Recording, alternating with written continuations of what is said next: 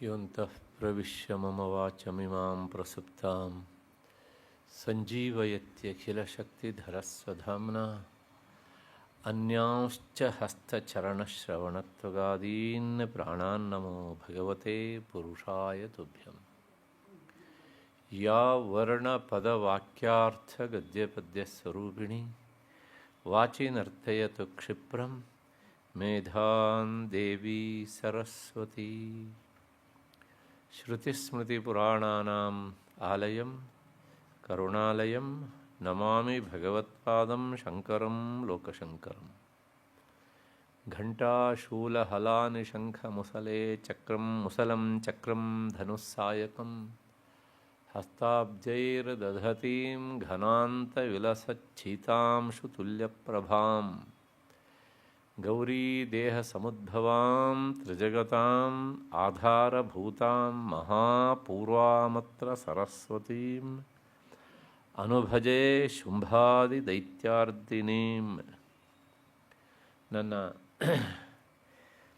ಅಧ್ಯಾತ್ಮ ಬಂಧುಗಳೇ, ಎಲ್ಲ ಹಿರಿಯರೇ, ಈ ಸರಣಿಗೆ ದತ್ತಿ ನ್ಯಾಸಕರ್ತರಾಗಿ ಮತ್ತು ಪ್ರಾಯೋಜಕರಾಗಿ ಸಹಕರಿಸ್ತಾ ಇರುವಂಥ ಎಲ್ಲ ಆ ಪರಿವಾರ ಸದಸ್ಯರೇ, ನನ್ನ ಮತ್ತು ನಿಮ್ಮೆಲ್ಲರ ಬುದ್ಧಿ ಗುಹೆಯನ್ನು ಬೆಳಗ್ತಾ ಇರುವಂತಹ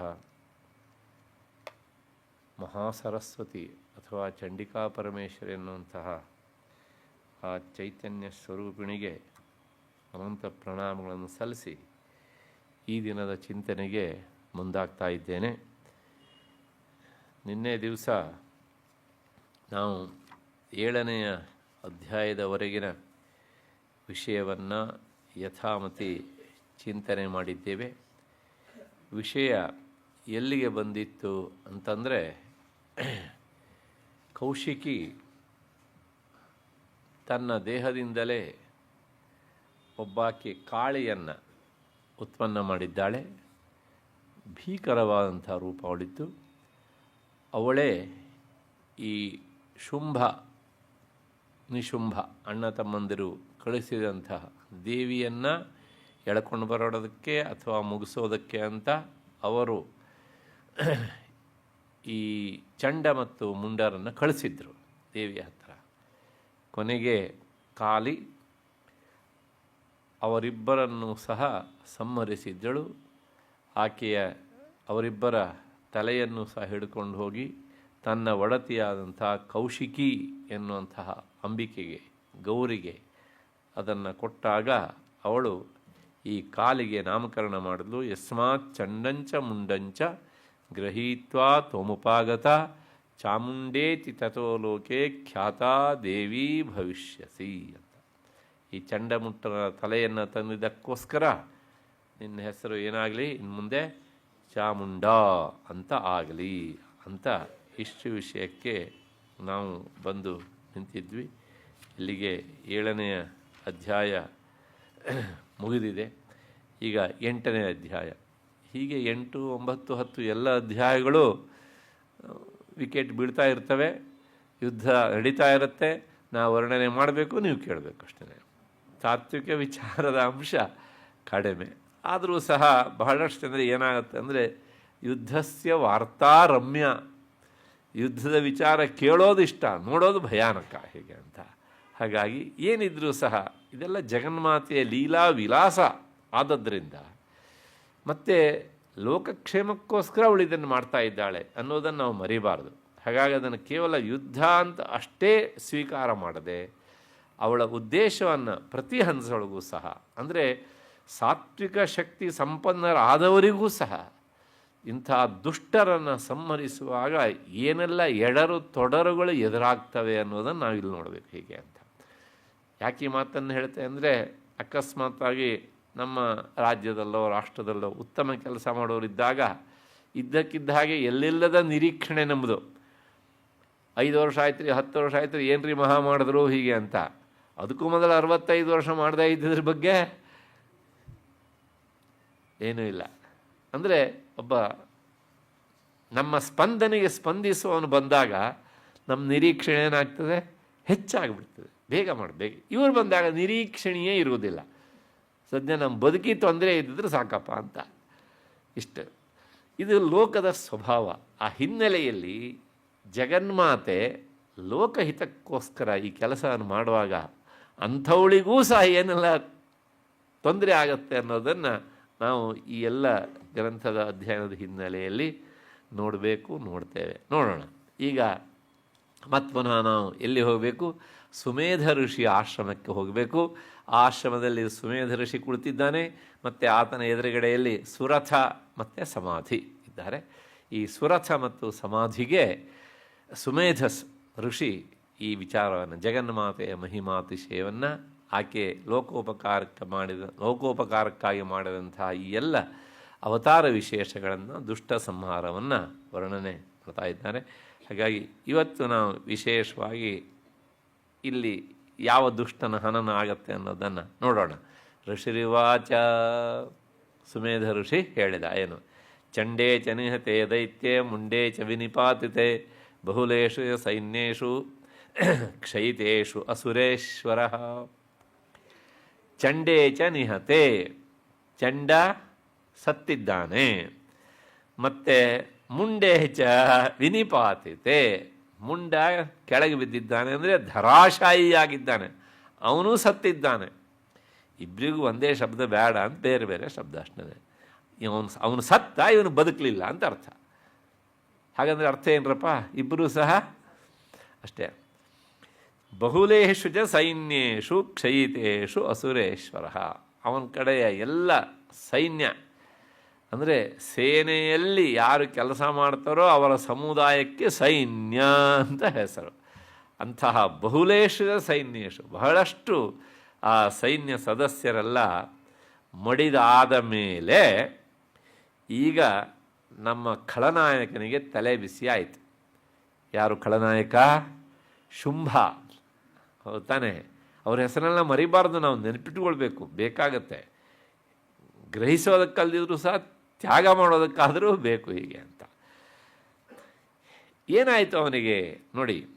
ತತಃ ಕೋಪಪರಾಧೀನ ಚೇತಾಃ ಶುಂಭಃ ಪ್ರತಾಪವಾನ್ ಉದ್ಯೋಗಂ ಸರ್ವಸೈನ್ಯಾನಾಂ ದೈತ್ಯಾನಾಂ ಆದಿದೇಶಃ. ಅವನಿಗೆ ಕೋಪ ಬಂತಂತೆ. ಯಾರಿಗೆ? ಶುಂಭನಿಗೆ. ಎಲ್ಲ ಗ್ರಹಚಾರವೇ. ನನ್ನ ಕಡೆಯಿಂದ ಮೊದಲು ಧೂಮ್ರಲೋಚನ ಹೋಗಿದ್ದಾನೆ, ಅದಾದ್ಮೇಲೆ ಚಂಡ ಹೋದ, ಮುಂಡ ಹೋದ. ಈಜಿಕೊಳ್ಟು ಹೋದ. ನಾನು ನಿನ್ನೆ ಹೇಳಿದ್ದೆ, ಇಲ್ಲಿ ಹೋಗೋದಕ್ಕೆ ದಾರಿ ಉಂಟು, ವಾಪಸ್ ಬರೋದಕ್ಕೆ ಇಲ್ಲಿ ದಾರಿ ಇಲ್ಲ ಅಂತ. ಹಾಗಾಗಿ ಇವನಿಗೇನಾಯಿತು? ಕೋಪ ಜಾಸ್ತಿ ಆಯಿತು. ಎಲ್ಲ ಗ್ರಹಚಾರ. ಇವರೆಲ್ಲರೂ ಹೇಳ್ತಾರೆ, ಇರೋಳು ಒಬ್ಬಾಕಿ ಹೆಣ್ಣು ಮಗಳು ಅಂತ. ಇವನ್ನ ಕಳಿಸಿದವರೆಲ್ಲ ಸಾಮಾನ್ಯದವರೆಲ್ಲ, ಹಿಂದೆಲ್ಲ ಎಂಥೆಂಥವ್ರನ್ನೆಲ್ಲ ಸಾಯಿಸಿದ್ದಾರೆ ಇವರು. ಇಂತಹ ಪರಾಕ್ರಮಿಗಳನ್ನು ನಾನು ಕಳಿಸಿದ್ದೇನೆ, ಆದರೆ ಎಲ್ಲರೂ ಸತ್ಯ ಹೋಗ್ತಿದ್ದಾರೆ. ಕೆಲವು ಜನ ನನ್ನ ಸುದ್ದಿ ಹೇಳೋದಕ್ಕೆ ಮಾತ್ರ ಬದುಕಿರ್ತಾರೆ ಅಷ್ಟೇ. ಇವರೆಲ್ಲ ನ್ಯೂಸ್ ಪೇಪರಾಗಿ ಕೆಲಸ ಮಾಡೋರು ಅಷ್ಟೇ. ಅಂದರೆ ಇವ್ರು ಏನು ಮಾಡ್ತಾರೆ ಕೇಳಿದ್ರೆ ಮುಂದಕ್ಕೆ ಹೋಗೋದೇ ಇಲ್ಲ. ತಕ್ಷಣ ದೊಡ್ಡ ಕೆಲಸ ಏನು, ವಾಪಸ್ ಬಂದು ಸುದ್ದಿ ಹೇಳೋದು ಹೀಗೆ ಅಂತ. ಹಾಗೆ ಬಂದು ಸುದ್ದಿ ಹೇಳ್ತಾರೆ. ಇದನ್ನು ಕೇಳಿದಂಥ ಅವನಿಗೆ ಏನಾಯಿತು ಅಂದರೆ ಕೋಪ ಬಂತು ಶುಂಭನಿಗೆ. ಸಹಜ, ತನ್ನವರನ್ನು ಕಳ್ಕೊಂಡಾಗ ಯಾವ ನಾಯಕನಿಗೆ ತಾನೇ ಕೋಪ ಬರೋದಿಲ್ಲ. ಹಾಗೆ ಕೋಪ ಬಂದಾಗ ಏನಾಯಿತು ಅಂದರೆ ಒಂದು ಶಬ್ದ ಹೇಳ್ತಾರೆ, ಕೋಪ ಪರಾಧೀನ ಚೇತಾಹ. ಅವನ ಮನಸ್ಸು ನಿಯಂತ್ರಣವನ್ನು ಕಳ್ಕೊಳ್ತಂತೆ. ಇದರ ಅರ್ಥ ಗೊತ್ತಾಯ್ತಲ್ಲ? ಸಿಟ್ಟು ಬಂದವನ ಮನಸ್ಸು ಅವನ ನಿಯಂತ್ರಣದಲ್ಲಿ ಇರುವುದಿಲ್ಲ ಅಲ್ವಾ? ನಮ್ಮಲ್ಲಿ ಕೆಲವು ಜನ ಇರ್ತಾರೆ, ಅವ್ರಿಗೆ ಏನೂ ಆಗೋದಿಲ್ಲ ಕೈಯಲ್ಲಿ, ಆದರೆ ಕುಂತ್ರೆ ಯಂತ್ರ ಕೋಪ ಮಾತ್ರ ಬರ್ತಾ ಇರುತ್ತೆ ಅಂತ. ಆಮೇಲೆ ಅವ್ರ ಮನೆಯವರೇ ಹೇಳೋದು, ಅವ್ನು ತಂಟಿ ಹೋಗ್ಬೇಡ್ರಪ್ಪ, ಅವ್ನು ತುಂಬ ಕೋಪ ಅವನಿಗೆ. ಕೋಪ ಅವನು ಏನು ಮಾಡ್ತಾನೆ? ಏನಿಲ್ಲ, ಇಲ್ಲಿದ್ದ ಪಾತ್ರೆ ಅಲ್ಲಿ ಬಿಸಾಡ್ತಾನೆ ಅಷ್ಟೇ, ಅಲ್ಲಿದ್ದ ಪಾತ್ರೆ ಈಚೆ ಬಿಸಾಡ್ತಾನೆ ಅಷ್ಟೇ ಅಲ್ವಾ? ಬೇರೆಯವರಿಗೆ ಆ ಕೆಲಸ ಮಾಡೋದ್ರೆ ನಾಲ್ಕು ತಟ್ತಾರೆ, ಸುಮ್ಮನಾಗ್ತಾನೆ ಅಷ್ಟೇ. ಹಾಗಾಗಿ ಈ ಕೋಪ ಬರುವವ್ರನ್ನ ನಾವು ಪುಸಲಾಯಿಸಬಾರ್ದು. ಒಂದು, ಅದಕ್ಕೆ ವಿವೇಕ ಕೊಟ್ಟು ಸಾಧ್ಯವಾದಷ್ಟು ಸಹ ಅವ್ರನ್ನ ತಡಿಬೇಕು. ಹಾಗಿಲ್ಲದೇ ಇದ್ದರೆ ಈ ಕೋಪದಿಂದ ಅನರ್ಥ ಆಗೋದು ಹೆಚ್ಚು.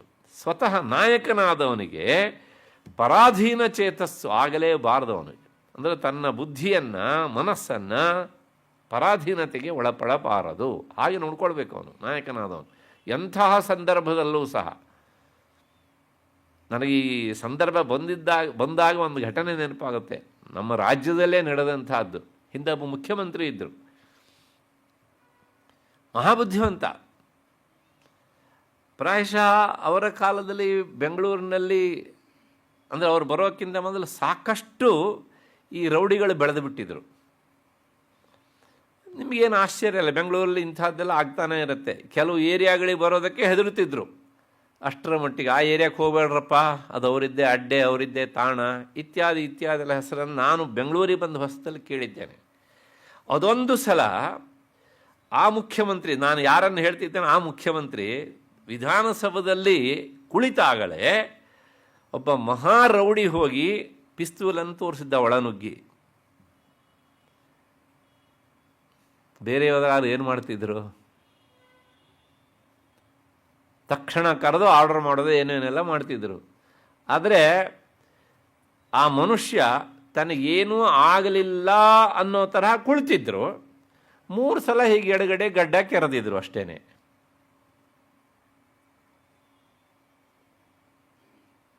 ಅದು ಆಗಿ 3 ದಿವಸಕ್ಕೆ ಅವನು ಇಲ್ಲ ಆಗೋದ.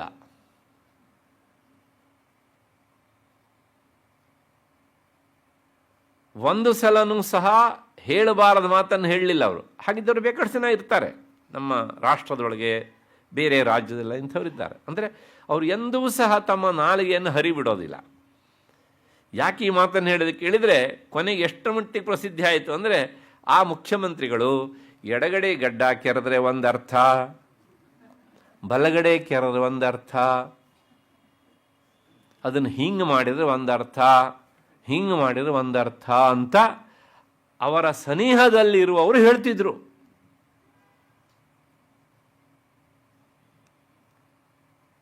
ಆದ್ದರಿಂದ ಆ ನಾಯಕನಾದವನು ಯಾವಾಗಲೂ ಸಹ ಅವನು ಹೇಗಿರಬೇಕು ಅಂತಂದರೆ, ಮಾತಾಡಿ ಕೆಡಿಸಿಕೊಳ್ಳಬಾರದು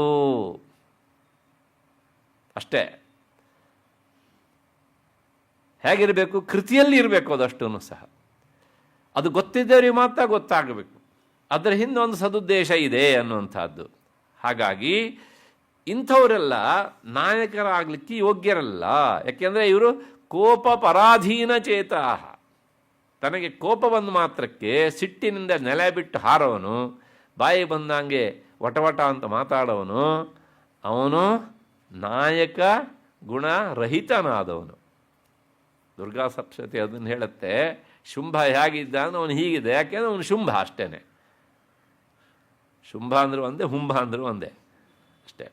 ಹಾಗಾಗಿ ತತಃ ಕೋಪ ಪರಾಧೀನ ಚೇತಾ ಶುಂಭ ಪ್ರತಾಪವಾನ್. ಅಫ್ಕೋರ್ಸ್ ಈಸ್ ಎ ಪ್ರತಾಪವಾನ್. ದೇಹದಲ್ಲಿ ಶಕ್ತಿ ಉಂಟು, ಆದರೆ ಇಲ್ಲಿ ಇಲ್ಲ ಅಲ್ವಾ? ಯಾವಾಗಲೂ ಅಷ್ಟೇ. ಈ ಶಕ್ತಿಗಿಂತಲೂ ಸಹ ಧೀಶಕ್ತಿ ಬಹಳ ಮುಖ್ಯ.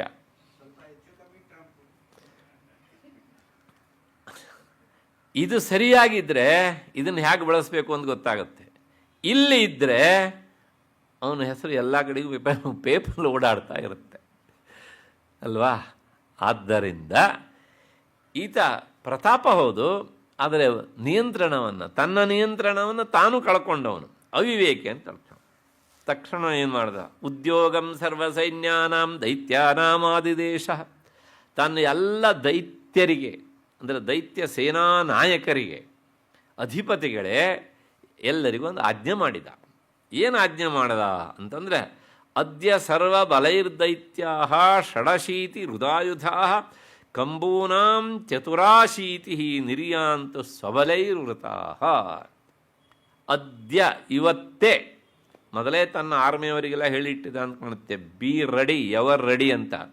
ಹಾಗಾಗಿ ಹಿಂದೆ ಹೇಳಿದ ಆಜ್ಞಾನ ಇವಾಗ ಆತ ಊರ್ಜಿತಗೊಳಿಸ್ತಾ ಇದ್ದಾನೆ, ಇಂಪ್ಲಿಮೆಂಟ್ ಮಾಡಲಿಕ್ಕೆ ಮುಂದಾಗಿದ್ದಾನೆ. ಸರ್ವಬಲೈಹಿ ಅಂದರೆ ಸೇನೆ ಮತ್ತು ಆನೆ, ಕುದುರೆ, ರಥ ಎಲ್ಲವನ್ನು ತಗೊಂಡು ಸರ್ವಬಲಗಳಿಂದ ಕೂಡಿ ನೀವು ಎಷ್ಟು ಜನ ಹೋಗಬೇಕು ಹೇಳಿದರೆ, ಷಡಶೀತಿ. ಅಶೀತಿ ಅಂದರೆ 80, ಷಡಶೀತಿ ಅಂದರೆ 6 ಹೆಚ್ಚಾಗಿರೋ 80, ಅಂದರೆ 86 ಜನ.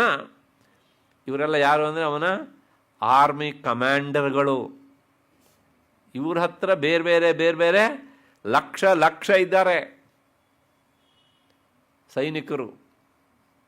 ಇವರು ಬಂದರು ಅಂದರೆ ಅವರಷ್ಟು ಜನ ಬರಲೇಬೇಕು ಅಂತ ಅರ್ಥ.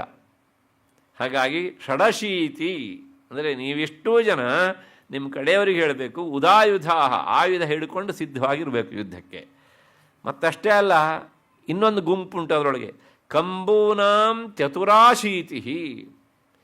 ಈ ದೈತ್ಯರಲ್ಲಿ, ರಾಕ್ಷಸರಲ್ಲಿ ಒಂದೊಂದು ಕುಲಕ್ಕೆ ಒಂದೊಂದು ಹೆಸರು. ಅದರೊಳಗೆ ಕಂಪು ಅಂತ ಒಂದು ಹೆಸರಂತೆ.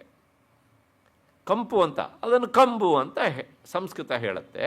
ಹಾಗಾಗಿ ಆ ಕಂಪು ಎನ್ನುವಂಥ ಕುಲದವರು ಮಹಾಚತುರರ ಯುದ್ಧ ಮಾಡೋದಕ್ಕೆ. ಅವರು ಎಷ್ಟಿದ್ದಾರೆ ಕೇಳಿದ್ರೆ, ಇಂಥ ಲೀಡರ್ಗಳು ಅಂದರೆ 80 ಜನ ಇದ್ದಾರೆ. ಅಶೀತಿ. ಈ ನಮ್ಮಲ್ಲಿ ಪ್ರಧಾನಮಂತ್ರಿಗೆ ರಕ್ಷಣೆಗೆ ಎಲ್ಲ ಈ ಇರ್ತಾರಲ್ಲ, ಏನು ಬ್ಲ್ಯಾಕ್ ಕ್ಯಾಟ್ಗಳು ಅಲ್ವಾ, ಆ ತರಹ ಅವರು ಅಸಾಧಾರಣವಾದಂಥ ಟ್ರೈನಿಂಗ್ ಕೊಟ್ಟಿರ್ತಾರೆ ಅವರಿಗೆ. ಹಾಗೆ ಅವ್ರು ನೋಡಿ, ನೀವು ಗಮನಿಸ್ತಾ ಇರಿ, ಸಭೆಯಲ್ಲಿ ಎಲ್ಲ ನಡೀತಾ ಇರುತ್ತೆ, ಅವರು ಮಾತ್ರ ಸಭೆ ನೋಡ್ತಾ ಇರ್ತಾರೆ ಅಲ್ವಾ. ಯಾಕೆಂದರೆ ಒಂದು ಚೂರು ವ್ಯತ್ಯಾಸ ಆದ್ರೂ ಸಹ ಅದು ಅವರ ಕಣ್ಣಿಗೆ ಬೀಳುತ್ತೆ, ಅಷ್ಟು ಸೂಕ್ಷ್ಮ. ಹೀಗೆ ಇಂತಹ ಈ ಚತುರಶೀತಿ ಅಂದರೆ ಅಶೀತಿ 80 ಜನ ಅತ್ಯಂತ ಚತುರರಾದಂಥ ಕಂಬು ಎನ್ನುವಂಥ ಗುಂಪಿನವರು ಸಹ ಸ್ವಬಲೈರ್ವೃತಾ, ತಮ್ಮ ತಮ್ಮ ಬಲಗಳಿಂದ, ತಮ್ಮ ತಮ್ಮ ತುಕಡಿಗಳಿಂದ ಅವರು ಕೂಡಿಕೊಂಡು ಸಿದ್ಧವಾಗಿರಬೇಕು. ಈ ಪಂಕ್ತಿಗೆ ಇನ್ನೊಂದು ಅರ್ಥ ಉಂಟು. ಕಂಬು ಎನ್ನುವಂತಹ 80 ಜನ ಅತ್ಯಂತ ಯುದ್ಧ ನಿಪುಣರು, ಚತುರರು ಅಂತ ಅರ್ಥ. ಅದಿಲ್ಲದೆ ಇದ್ರೆ ಅದನ್ನು ಹೀಗೂ ಹೇಳಬಹುದು, ಕಂಬೂನಾಂ ಚತುರಾಶೀತಿ ಅಂತ. ಅಂದರೆ ಆ ಮೊದಲು ಹೇಳಿದ್ದು ಚತುರಾಶೀತಿ, ಚತುರ ಅಶೀತಿ ಅಂತ, ಚತುರರಾದ 80 ಜನ. ಈಗ ಚತುರಶೀತಿ, ಚತುರಶೀತಿ ಅಂದರೆ ಅಶೀತಿ 80, ಚತುಹು 4 ಅಂದರೆ 84 ಜನ ಅಂತ ಅರ್ಥ. ಅಂದರೆ ಅಂಥವ್ರು 84 ಜನ ಇದ್ದರು ಅಂತನಾದ್ರೂ ಹೇಳ್ಬೋದು, ಅಥವಾ 80 ಜನ ಇದ್ದರು ಅಂತನಾದರೂ ಹೇಳ್ಬೋದು. ಹೀಗೆ ಇವರೆಲ್ಲರೂ ಸಹ ಈಗ ಎವರ್ ರೆಡಿ, ನಾನು ಏನು ಅಂದ ತಕ್ಷಣ ನೀವು ಹೊರಡ್ತಾ ಇರೋದು ಅಷ್ಟೇ ಅಲ್ವಾ. ಹೀಗೆ ಮತ್ತಷ್ಟೇ ಅಲ್ಲ, ಇನ್ನು ಯಾರ್ಯಾರು, ಕೋಟಿ ವೀರ್ಯಾಣಿ 50 ಅಸುರಾಣಾಂ ಕುಲಾನಿ ವೈ ಶತಂ ಕುಲಾನಿ ಧೌಮ್ರಾಣಾಂ ನಿರ್ಗಚ್ಚಂತು ಮಮಾಜ್ಞಯ. ಕೋಟಿ ವೀರ್ಯಾಣಿ 50. ಕೋಟಿ ವೀರ್ಯಾಣಿ ಅನ್ನೋದೇ ಒಂದು ಸಮುದಾಯ. ಕೋಟಿ ಅಂದರೆ ಈ ಕೋಟಿ ಅಂತಲ್ಲ, ಕೋಟಿ ವೀರ್ಯಾಣಿ ಹೀಗೆ ಅಂತ. ಅವರೆಷ್ಟು, 50 ಅಸುರಾಣಾಂ ಕುಲಾನಿ ವೈ, 50 ಅಂದರೆ 50. ಅಂತಹ ಕೋಟಿ ವೀರ್ಯ ಅಂತ ಕರೆಸ್ಕೊಳ್ಳುವಂಥ 50 ಜನ ಸೇನಾ ನಾಯಕರು ತಮ್ಮ ತುಕಡಿ ಈಗ ಆರ್ಡರ್ ಕೊಟ್ಬಿಡ್ಬೇಕು. ನೀವು ಕೊಟ್ಟಿಟ್ಬಿಡಿ, ನಿಮಗೆ ನಾನು ಕೊಡ್ತೇನೆ ಇವಾಗ ಅಷ್ಟೇ ಅಂತ. ಮತ್ತು ಅಷ್ಟೇ ಅಲ್ಲ, ಶತಂ ಕುಲಾನಿ ಧೌಮ್ರಾಣಾಂ, ಇನ್ನೊಂದು ಆ ರಾಕ್ಷಸರ ವಂಶ ಅದು ಧೌಮ್ರಾಣಾಂ ಅಂತ.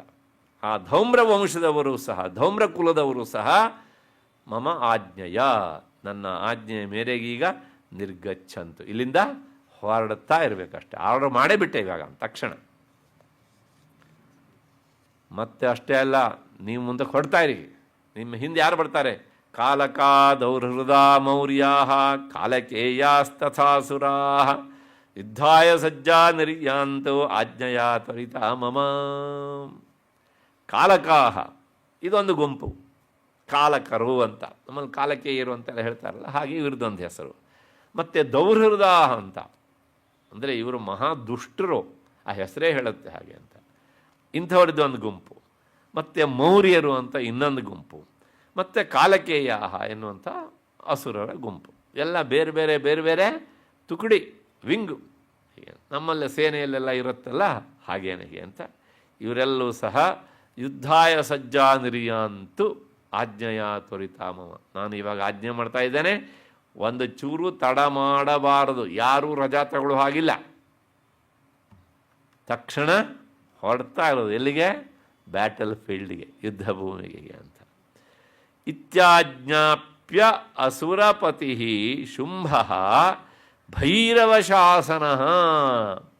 ಇವನು ಹೇಗೆ ಶಾಸನ ಇತ್ತು ಕೇಳಿದರೆ, ಭೈರವ ಶಾಸನ, ಅತ್ಯಂತ ಭೀಕರವಾದಂಥ ಶಾಸನ. ನಮ್ಮ ಇತಿಹಾಸದಲ್ಲಿ ಇನ್ನೊಂದು ಶಾಸನ ಇದೆ, ಸುಗ್ರೀವ ಆಜ್ಞೆ ಅಲ್ವಾ.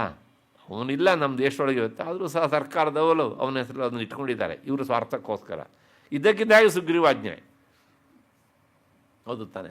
ಹಾಗೆ ಇವೊಂದು ಒಂದು ಶಾಸನ, ಅದರ ಹೆಸರು ಭೈರವ ಶಾಸನ ಅಂತ, ಮಹಾಭೀಕರವಾದಂಥ ಆಳ್ವಿಕೆ ಒಂದು. ಹಾಗಾಗಿ ಅಂದರೆ ಇನ್ನೇನಿಲ್ಲ, ಯಾರು ತಪ್ಪಿಸ್ಕೊಂಡು ಹೋದರೆ ತಲೆ ತೆಗೆದೇ ಬಿಡೋದು ಅಷ್ಟೇ. ಸುಗ್ರೀವ ಭಾಳ ಅಚ್ಚುಕಟ್ಟಾಗಿ ಹೇಳಿದ್ದ, 30 ದಿನ ಸಮಯ ಕೊಟ್ಟಿದ್ದ ವಾನರಿಗೆ. 31ನೇ ದಿವಸ ಸೀತೆ ಸಿಗಲಿಲ್ಲ ಅಂತ ಯಾವನಾರು ಹೇಳಿದರೆ ಅಷ್ಟೇ, ಅಷ್ಟು ಭೀಕರವಾಗಿತ್ತು. ಇತ್ಯಾಜ್ಞಾಪ್ಯ ಸುರಪತಿ ಶುಂಭೋ ಭೈರವ ಶಾಸನ ನಿರ್ಜಗಾಮ ಮಹಾಸೈನ್ಯ ಸಹಸ್ರೈರ್ಬಹುಭಿರ್ವೃತಃ. ಇವನು ಸಹ ಏನು ಮಾಡ್ದ ಕೇಳಿದರೆ, ಅವ್ರನ್ನೆಲ್ಲ ಮುಂದಕ್ಕೆ ಕಳಿಸಿ ಇವನು ಅವ್ರ ಜೊತೆಗೆ ನಾನಿದ್ದೇನೆ ನಿಮ್ಮ ಜೊತೆಗೆ ಅಂತ ಭರವಸೆ ಕೊಡಬೇಕಲ್ಲ. ಯಾಕೆಂದರೆ ಕೆಲವು ಸಲ ಏನಾಗುತ್ತೆ ಅಂದರೆ ಯುದ್ಧಕ್ಕೆ ಆರ್ಡರ್ ಮಾಡಿಬಿಡ್ತಾರೆ, ಇವರು ವಿದೇಶದೊಳಗೆ ಮಜಾ ಉಡಾಯಿಸ್ತಾ ಇರ್ತಾರೆ, ಮತ್ತೆಲ್ಲೂ ಹೊಸ್ದಾಗಿ ಹುಡ್ಕೋದು ಬೇಡ. ಅರ್ಥ ಆಯ್ತಾ? ಹಾಗಾಗಿ ಅಂದರೆ ಆ ಸೈನಿಕರಿಗೆ ಏನು ಬೆಲೆ ಕೊಟ್ಟಂಗಾಯ್ತು ನಾವು. ಇನ್ನು ಕೆಲವು ಜನ ಇರ್ತಾರೆ, ಅವ್ರ ಜೊತೆಗೆ ಹೋಗಿ ತಮ್ಮ ಜನ್ಮದಿನವನ್ನು ಆಚರಣೆ ಮಾಡ್ಕೊಳ್ತಾರೆ, ಹಬ್ಬ ಹರಿದಿನಗಳನ್ನು ಆಚರಿಸ್ತಾರೆ. ಐ ಆಮ್ ವಿತ್ ಯು ಅಂದರೆ ನನ್ನ ಜೊತೆಗೆ 135 ಕೋಟಿ ಭಾರತೀಯರಿದ್ದಾರೆ, ಅವರಷ್ಟೂ ಜನ ಪ್ರತಿನಿಧಿಯಾಗಿ ನಾನು ನಿಮ್ಮ ಜೊತೆಗಿದ್ದೇನೆ, ಅದು ಇಡೀ ಇವರಷ್ಟೂ ಜನ ನಿಮ್ಮ ಜೊತೆಗಿದ್ದಾರೆ ಅಂತ.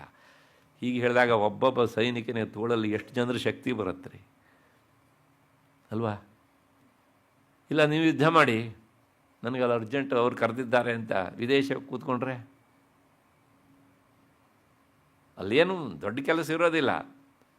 ಅಂದರೆ ಹೇಳಲಿಕ್ಕಾಗದರೋ ಹೊಲಸು ಕೆಲಸಗಳು ಇರ್ತವೆ ಕೆಲವು ಸಲ.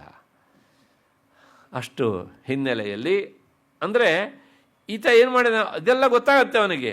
ಅದರ ಸಿಟ್ಟು ಬಂದರೆ ಮಾತ್ರ ಅವನು ಒಂಥರ ನಿಯಂತ್ರಣ ಕಳ್ಕೊಳ್ತಾನೆ. ಹೀಗೆ ನಿರ್ಜಗಾಮ ಮಹಾಸೈನ್ಯ ಸಹಸ್ರೈರ್ಬಹುಭಿರ್ವೃತಃ.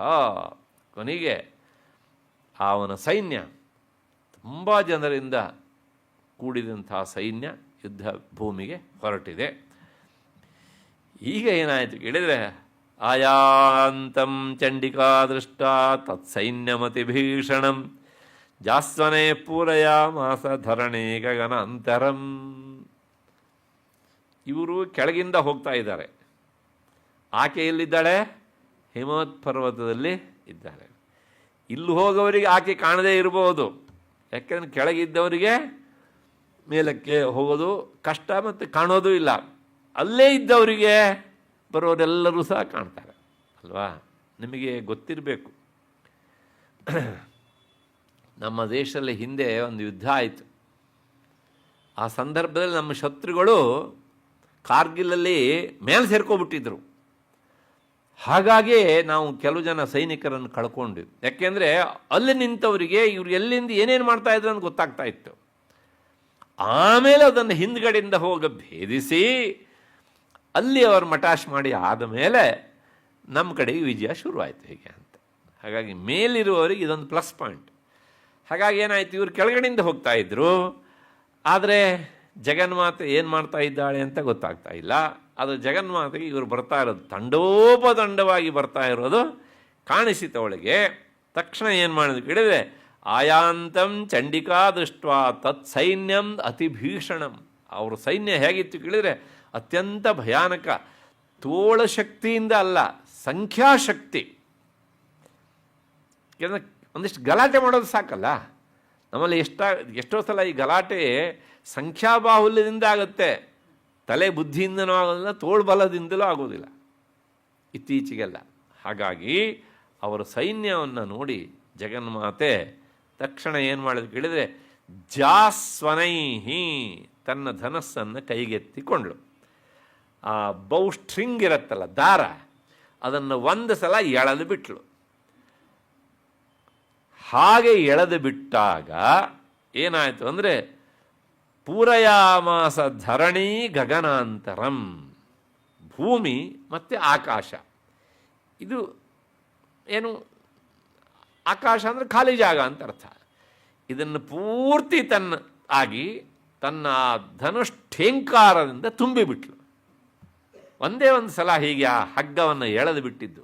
ಅಷ್ಟು ಭಯಾನಕವಾಗಿತ್ತು ಅವಳ ಕೈಯಲ್ಲಿರುವಂತಹ ಧನಸ್ಸು. ಹೀಗೆ ತುಂಬಿದಾಗ ಅವರೆಲ್ಲ ಒಂದು ಕ್ಷಣ ಕಾಲ ಪ್ರಾಯಶಃ ನಿಂತಲ್ಲೇ ನಿಂತಿರಬೇಕು ಅಷ್ಟು ಜನ. ಹೇಗೆ ಕೇಳಿದ್ರೆ ಚಿತ್ರದಲ್ಲಿ ಬರೆದ ಗೊಂಬೆಗಳಂತೆ ಅಂತ. ಯಾವಾಗ ಹೀಗೆ ಮಾಡಿದ್ಲೋ ತಕ್ಷಣ ತತಃ ಸಿಂಹ ಮಹಾನಾದಂ ಅತೀವ ಕೃತವಾನ್ ನೃಪ. ತನ್ನ ಒಡತಿ ಧನುಷ್ಠೇಂಕಾರ ಮಾಡಿದ್ದನ್ನು ನೋಡಿದ ಸಿಂಹ ಇದು ಒಂದು ಸಲ ಗರ್ಜನೆ ಮಾಡ್ತೀವಿ ಅಂತ. ಅಲ್ಲಿಂದನೇ ಎಷ್ಟೋ ದೂರ ಇದೆ. ಅದಾದ ಮೇಲೆ ಸಿಂಹಗರ್ಜನೆ ಆದ ಮೇಲೆ ಜಗನ್ಮಾತೆ ಕೈಯಲ್ಲಿ ಘಂಟೆ ಇತ್ತು. ಅದೇನು ದೇವ್ರ ಮನೆಯಲ್ಲಿರುವ ಘಂಟೆ ಅಲ್ಲ, ಅದು ಸುಮ್ಮನೆ ಇಲ್ಲಿ ದೇವ್ರ ಮನೆಯಲ್ಲಿರೋ ಘಂಟೆ ನಮ್ಮಲ್ಲೇ ಬಾರಿಸಿದ ಪಕ್ಕದಲ್ಲಿರುವವರಿಗೆ ಕೇಳೋದಿಲ್ಲ. ಕೆಂಪು ಗಂಟೆಗಳು ಇವು ಹಾಗಲ್ಲ, ಭಯಾನಕವಾದಂತಹ ಘಂಟೆ. ಆ ಘಂಟಾ ನಾದವನ್ನು ಕೇಳಿದರೆ ಇವನ ಹೃದಯದ ಘಂಟೆ ನಿಂತೋಗ್ಬಿಡುತ್ತೆ, ಹಂಗಿರುತ್ತೆ ಭಯಾನಕವಾಗಿ. ಹೀಗೆ ಆ ಘಂಟಾಸ್ವನೇನ ತನ್ನಾದಂ ಅಂಬಿಕಾಚ ಉಪಬ್ರಹ್ಮಯತ್. ಆ ಸಿಂಹ ಹಿಂಗೆ ಗರ್ಜಿಸಿದಾಗ ಅದಕ್ಕೆ ಸರಿಯಾಗಿ ಇವಳು ತನ್ನ ಘಂಟಾನಾದವನ್ನು ಮಾಡಿದಳು. ಸಿಂಹದ ಗರ್ಜನೆಯನ್ನು ಇಮ್ಮಡಿಸಿದಳು, ಹೆಚ್ಚಾಗಿಸಿದಳು. ಈ ರೀತಿಯಾಗಿ ಅಂದರೆ ನಾನು ಸಹ ಯುದ್ಧಕ್ಕೆ ಸಿದ್ಧನಾಗಿದ್ದೇನೆ ಅಂತ. ಕೊನೆಗೇನಾಯಿತು ಕೇಳಿದ್ದೆ, ಧನುರ್ಜಾ ಸಿಂಹಘಂಟಾನಾಂ ನಾದಾಪೂರಿತ ದಿಂಗ್ಮುಖ. ಒಟ್ಟು 3 ಥರದ ಶಬ್ದಗಳು ಬಂದು ಇಲ್ಲಿ. ಮೊದಲನೇದು ಧನುರ್ಜ, ಆ ಬೌಸ್ಟ್ರಿಂಗ್ ಕಂಪನದಿಂದ ಬಂದಂಥದ್ದು. ಅದೇನು ಗುಯ್ ಗುಯ್ ಗುಯ್ ಗುಯ್ ಗುಯ್ ಗುಯ್ ಗುಯ್ ಗುಯ್ ಅಂತ ಎಷ್ಟೋ ಅಲೆ ಅಲೆ ಅಲೆ ಅಲೆಯಾಗಿ ಬರ್ತಾ ಇರುತ್ತೆ ಹೀಗೆ ಅಂತ. ಈ ಶಬ್ದ ಒಂದು. ಅದಾದಮೇಲೆ ಸಿಂಹದ ಗರ್ಜನೆ ಇನ್ನೊಂದು. ಅದಾದಮೇಲೆ ಜಗನ್ಮಾತೆ ಕಲ್ಲಿರುವಂತಹ ಘಂಟಾ ನಾದ. ಈ 3 ಶಬ್ದಗಳು ಸೇರಿ ನಾದಾಪೂರಿತ ದಿಂಗ್ಮುಖ, ದಿಗಂತಗಳನ್ನೆಲ್ಲ ವ್ಯಾಪಿಸಿಬಿಟ್ಟು ಒಂದು ಸಲ ಶುಂಭನ ಸೈನ್ಯ ಕಂಪಿಸಿದಂತೆ ಆಗಿರಬೇಕು. ನಿನಾದೈ ಭೀಷಣೈ ಕಾಲೀ ಜಿಗ್ಗೇ ವಿಸ್ತಾರಿತ ನನ. ಯಾವಾಗ ಹೀಗೆ ನಾದ ಅಂದರೆ ನಿನಾದ ಉಂಟಾಯಿತೋ ತಕ್ಷಣ ಏನು ಮಾಡೋದು ಕೇಳಿದರೆ, ಈ ನಿನಾದಗಳನ್ನು ಕೇಳಿದಂಥ ನಾದ ಅಂದರೆ ಒಂದು ಸಲ, ನಿನಾದ ಅದೇ ಪದೇ ಪದೇ ಪದೇ ಅನುರಣನ ಆಗೋದು, ಅಗೇನ್ ಆ್ಯಂಡ್ ಅಗೇನ್ ಹೀಗೆ ಅಂತ. ಅದನ್ನು ಕೇಳಿದಂತಹ ನಮ್ಮ ಕಾಳಿ ಇದ್ದಾಳಲ್ಲ, ಕಾಳಿ ಅಂದರೆ ಯಾರು? ಚಾಮುಂಡ. ಅದನ್ನು ನಾವು ಮರಿಬಾರ್ದು, ಯಾಕೆ ನಮ್ಮ ರಾಜ್ಯದ ದೇವತೆ ಅವಳು, ಹೌದು ತಾನೆ? ನಾಡ ಹಬ್ಬ ಯಾರಿಗೋಸ್ಕರ ಮಾಡೋದು? ಅವಳ ಆರಾಧನೆ ತಾನೆ ಹೀಗೆ ಅಂತ. ಹಾಗಾಗಿ ನಾಡಿನ ದೇವತೆ ಅವಳು ಕಾಳಿ. ತಕ್ಷಣ ಏನು ಮಾಡಿದ್ರೆ ತನ್ನ ಆನನ ಮುಖವನ್ನು ವಿಸ್ತರಿಸಿದಳಂತೆ. ಅಂದರೆ ನಾನು ರೆಡಿಯಾಗಿದ್ದೇನೆ ಅಂತ ಮುಂದಿನ ಕೆಲಸಕ್ಕೆ. ಜಿಗ್ಯೇ ತಂ ನಿರಾದಮುಪಶ್ರುತ್ಯ ದೈತ್ಯ ಸೈನ್ಯಶ್ಚತುರ್ದಿಶಂ ದೇವೀ ಸಂಹಸ್ತಥಾ ಕಾಲಿ ಸರೋಷೈ ಪರಿವಾರಿತಾ. ಆಮೇಲೆ ಆ ನಿನಾದ ಶಬ್ದವನ್ನು ಕೇಳಿದಂತಹ ಆ ದೇವಸೈನ್ಯ ಚತುರ್ದಿಶಂ 4 ದಿಕ್ಕುಗಳಲ್ಲೂ ಸಹ ದೇವಸೈನ್ಯ ಮತ್ತು ಆ ಸಿಂಹನಾದ ಎಲ್ಲ ಕಾಲಿ ಎಲ್ಲರೂ ಸಹ ಸರೋಷೈ ಪರಿವಾರಿತ. ಇವರೆಲ್ಲರನ್ನೂ ಸಹ ಅವರು 4 ಕಡೆಯಿಂದ ಅಂದರೆ ಆ ದೈತ್ಯ ಸೈನ್ಯ ವ್ಯಾಪಿಸಿಬಿಡ್ತು. ಇವರ ಸಂಖ್ಯೆ ಭಾಳ ಕಡಿಮೆ ಇದೆ. ಇದ್ದವ್ರು ಎಷ್ಟು ಜನ? 3 ಮತ್ತು 5 ಜನ ಈಗ ಅಲ್ವಾ? ಅವ್ರು ಎಷ್ಟು ಜನ ಇದ್ದಾರೆ? ಕೋಟಿಗೆ ಹತ್ತಿರ ಇದ್ದಾರೆ. ಅಷ್ಟು ಜನ 4 ದಿಕ್ಕಲ್ಲೂ ಸಹ ಜಗನ್ಮಾತೆಯನ್ನು ಅಂದರೆ ಜಗನ್ಮಾತೆ ಈ ಮಿನಿ ಪರಿವಾರವನ್ನು ವ್ಯಾಪಿಸಿ ಬಿಟ್ಟಿದ್ದಾರೆ. ಈಗ ಏತಸ್ಮಿನ್ ಅಂತರೇ ಭೂಪ ವಿನಾಶಾಯ ಸುರದ್ವಿಷಾಂ ಭವಾಯ ಅಮರಸಿಂಹಾನಾಂ ಅತಿವೀರ್ಯ ಬಲಾನ್ವಿತಾ. ಆ ಸುಮೇಧ ಋಷಿ ಸುರಸನಿಗೆ ಹೇಳ್ತಾ ಇದ್ದೇನೆ, ಭೂಪ ಅಂದರೆ ಭೂಪಾಲ ಅಂತ ಅರ್ಥ, ಭೂ ಅಂದರೆ ಭೂಮಿ ಅಂತ ಅರ್ಥ, ಪ ಅಂದರೆ ಪಾಲಿಸುವನು ಅಂತ ಅರ್ಥ. ಹಾಗಾಗಿ ಭೂಪ ಅಂದರೆ ಭೂಮಿಪಾಲ ಅಂತ ಅರ್ಥ. ಈ ಮಧ್ಯದಲ್ಲಿ ಏನಾಯಿತು? ಈ ಸುರದ್ವಿಷಾಂ, ಸುರರು ಅಂದರೆ ದೇವತೆಗಳು, ಅವರನ್ನು ದ್ವೇಷಿಸುವವರು ಸುರದ್ವಿಷರು. ಯಾರು? ರಾಕ್ಷಸರು, ದೈತ್ಯರು. ಅವರನ್ನು ವಿನಾಶ ಮಾಡೋದಕ್ಕೆ. ಅದಾದಮೇಲೆ ಭವಾಯ ಅಮರಸಿಂಹಾನಾಂ, ನಮ್ಮ ದೇವತೆಗಳ ಕ್ಷೇಮಕ್ಕೋಸ್ಕರ ಅತಿವೀರ್ಯ ಬಲಾನ್ವಿತಾ ಅತ್ಯಂತ ಬಲ ಮತ್ತು ಪರಾಕ್ರಮಗಳಿಂದ ಕೂಡಿದಂತಹ ನಮ್ಮ ದೇವತೆಗಳು ಯಾರ್ಯಾರು? ತ್ರಿಮೂರ್ತಿಗಳಿಂದ ಶುರುವಾಯಿತು. ಅವರೆಲ್ಲರೂ ನೋಡ್ತಾ ಇದ್ದಾರೆ ಇವಾಗ ದೂರದಲ್ಲಿ ನಿಂತು ಏನಾಗತ್ತೆ ಏಕೆಂದರೆ ನಮ್ಮ ಸಂಖ್ಯೆ ಕಡಿಮೆ, ದುಷ್ಟರ ಸಂಖ್ಯೆ ಜಾಸ್ತಿ. ಹಾಗಾಗಿ ಈಗ ನಾವು ಜಗನ್ಮಾತೆಗೆ ನಾವು ಏನೋ ಶಕ್ತಿಯನ್ನು ತುಂಬಬೇಕು, ಆಕೆಯ ಕೈಯನ್ನು ಬಲಪಡಿಸಬೇಕು ಅಂತ ಯೋಚಿಸಿದರು.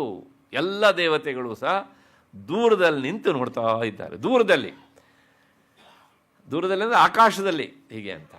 ಕೊನೆಗೆ ಈಗ ನೋಡ್ತಾ ಇದ್ದವರಿಗೆ ಅನ್ನಿಸ್ತಂತೆ, ಇಲ್ಲ ಜಗನ್ಮಾತೆ ಒಂಟಿ ಆಗಲಿಕ್ಕೆ ನಾವು ಬಿಡಬಾರದು. ಯಾಕೆಂದರೆ ಹಿಂದೆ ಅವಳು ಮಹಾಲಕ್ಷ್ಮಿಯಾಗಿ ಯಾರನ್ನ ಮಹಿಷಾಸುರನ ಸಂಹಾರ ಮಾಡಬೇಕಿದ್ರೆ ಇವರೆಲ್ಲರೂ ಆಕೆಗೆ ಶಕ್ತಿಯನ್ನು ತುಂಬಿದ್ರು. ಅವ್ರ ತೇಜಸ್ಸೆಲ್ಲ ಹೋಗಿ ಸೇರಿ ಸ್ತ್ರೀ ಆಕಾರವನ್ನು ತಾಳಿ ಆ ಆಕಾರವೇ ಮಹಾಲಕ್ಷ್ಮಿ ಅಂತಾನೆ ಕರೆಸ್ಕೊಂಡಿದ್ದು. 18 ಭುಜಗಳಿಂದ ಕೂಡಿದಂಥದ್ದು ಆಕಾರ. ಹೀಗೆ ಈಗಲೂ ಸಹ ನಾವು ಜಗನ್ಮಾತೆಯೊಂದಿಗೆ ನಿಲ್ಲಬೇಕು ಅಂತ ಯೋಚನೆ ಮಾಡಿದ್ರು. ಯಾರ್ಯಾರೋ? ಬ್ರಹ್ಮ, ಈಶ, ಗುಹ, ವಿಷ್ಣೂನಾಂ ತಥೇಂದ್ರಸ್ಯ ಚ ಶಕ್ತಯಃ ಶರೀರೇಭ್ಯೋ ವಿನಿಷ್ಕ್ರಮ್ಯ ತದ್ರೂಪೈಃ ಚಂಡಿಕಾಂ ಯಯುಃ. ಬ್ರಹ್ಮ ಚತುರ್ಮುಖ, ಅವನ ಶಕ್ತಿ, ಅದರ ಹೆಸರು ಬ್ರಾಹ್ಮೀ ಅಂತ ಹೆಸರು. ಅದಾದಮೇಲೆ ಈಶ, ಶಿವನ ಶಕ್ತಿ, ಅವನ ಇನ್ನೊಂದು ಹೆಸರು ಮಹೇಶ್ವರ ಅಂತ. ಹಾಗಾಗಿ ಅವನ ಶಕ್ತಿಯ ಹೆಸರು ಮಾಹೇಶ್ವರಿ ಅಂತ. ಅದಾದಮೇಲೆ ವಿಷ್ಣು 10 ಅವತಾರ ಎತ್ತು. ಅವನು ಒಂದೊಂದು ಅವತಾರದಲ್ಲಿ ಒಂದೊಂದು ಶಕ್ತಿ. ಗರುಡಾರೂಢನಾಗಿ ಬಂದರೆ ಗಾರುಡಿ ಹೋಗ್ತಾನೆ. ಮತ್ತು ವರಾಹ ಅವತಾರವನ್ನು ಮಾಡಿದವನು, ಹಾಗಾಗಿ ವಾರಾಹಿ. ಹೀಗೆ ಆ ವಿಷ್ಣುವಿನ ಶಕ್ತಿ ಮತ್ತು ಇಂದ್ರನ ಶಕ್ತಿ, ಐಂದ್ರೀ ಶಕ್ತಿ ಅಂತ ಹೆಸರು ಅದಕ್ಕೆ. ಇಂದ್ರನ ಶಕ್ತಿ ಮತ್ತು ಶರೀರೇಭ್ಯ ಇಷ್ಟೇ ಅಲ್ಲ, ಮತ್ತು ಮುಂದೂ ಸಹ ಇದ್ದಾರೆ, ಕುಮಾರ ಎಲ್ಲ ಬರ್ತಾರೆ ಮುಂದೆ. ಶರೀರೇಭ್ಯೋ ವಿನಿಷ್ಕ್ರಮ್ಯ.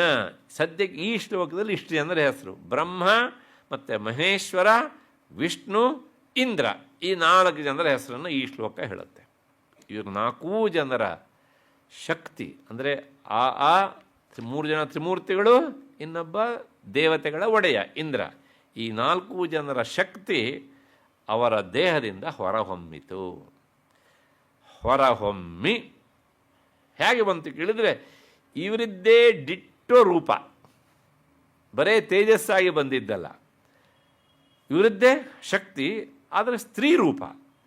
ಆ ಎಲ್ಲ ಶಕ್ತಿ ಬಂದು ಜಗನ್ಮಾತೆ ಜೊತೆಗೆ ಬಂದು ಸೇರಿದವು ಹೀಗೆ ಅಂತ. ಶರೀರೇಭ್ಯೋ ವಿನಿಷ್ಕ್ರಮ್ಯ ತದ್ರೂಪೈ ಅಂದರೆ ಆ ದೇವತೆಗಳ ರೂಪದಲ್ಲಿರುವಂತಹ ಸ್ತ್ರೀ ರೂಪ. ತದ್ರೂಪೈ ಚಂಡಿಕಾಂ ಯಯುಹು. ಆ ಚಂಡಿಕಾ ಅಂತ ನಾವು ಯಾರನ್ನು ಕರಿತೇವೆ, ಕೌಶಿಕಿ, ಅವಳ ಹತ್ರ ಬಂದು ಈ ಶಕ್ತಿಗಳು ನಿಂತವು. ಅದನ್ನು ವರ್ಣನೆ ಮಾಡುತ್ತೆ. ಆ ಶಕ್ತಿಗಳು ಹೇಗಿದ್ವು ಅಂದರೆ, ಯಸ್ಯ ದೇವಸ್ಯ ಯದ್ರೂಪಂ ಯಥಾಭೂಷಣ ವಾಹನಂ. ಯಾವ ದೇವತೆ ಅಂದರೆ ವಿಷ್ಣು ಇದ್ದರೆ ಅವನು ನೀಲಮೇಘ ಶ್ಯಾಮ, ಶಂಖ ಚಕ್ರ ಗದಾಧಾರಿ. ಅರ್ಥ ಆಗಲಿ ಅಂತ ಹೇಳ್ತಿದ್ದೇನೆ. ಹಾಗೆ ಇವನ ದೇಹದಿಂದ ಹೊರಹೊಮ್ಮಿದಂತಹ ಈ ಶಕ್ತಿ ಹಾಗೇ ಇತ್ತು. ಶಂಖ ಚಕ್ರ ಗದಾ ಪದ್ಮ, ಇನ್ನೂ 2 ಎಕ್ಸ್ಟ್ರಾ ಉಂಟು ಮತ್ತು ಹೇಳ್ತೇನೆ ಆಮೇಲೆ. ಆದರೆ ಒಂದೇ ಒಂದು ಅಂದರೆ ಪುರುಷ ಆಕಾರ ಅಲ್ಲ, ಸ್ತ್ರೀ ಆಕಾರ, ಇಂಥ ಶಕ್ತಿ.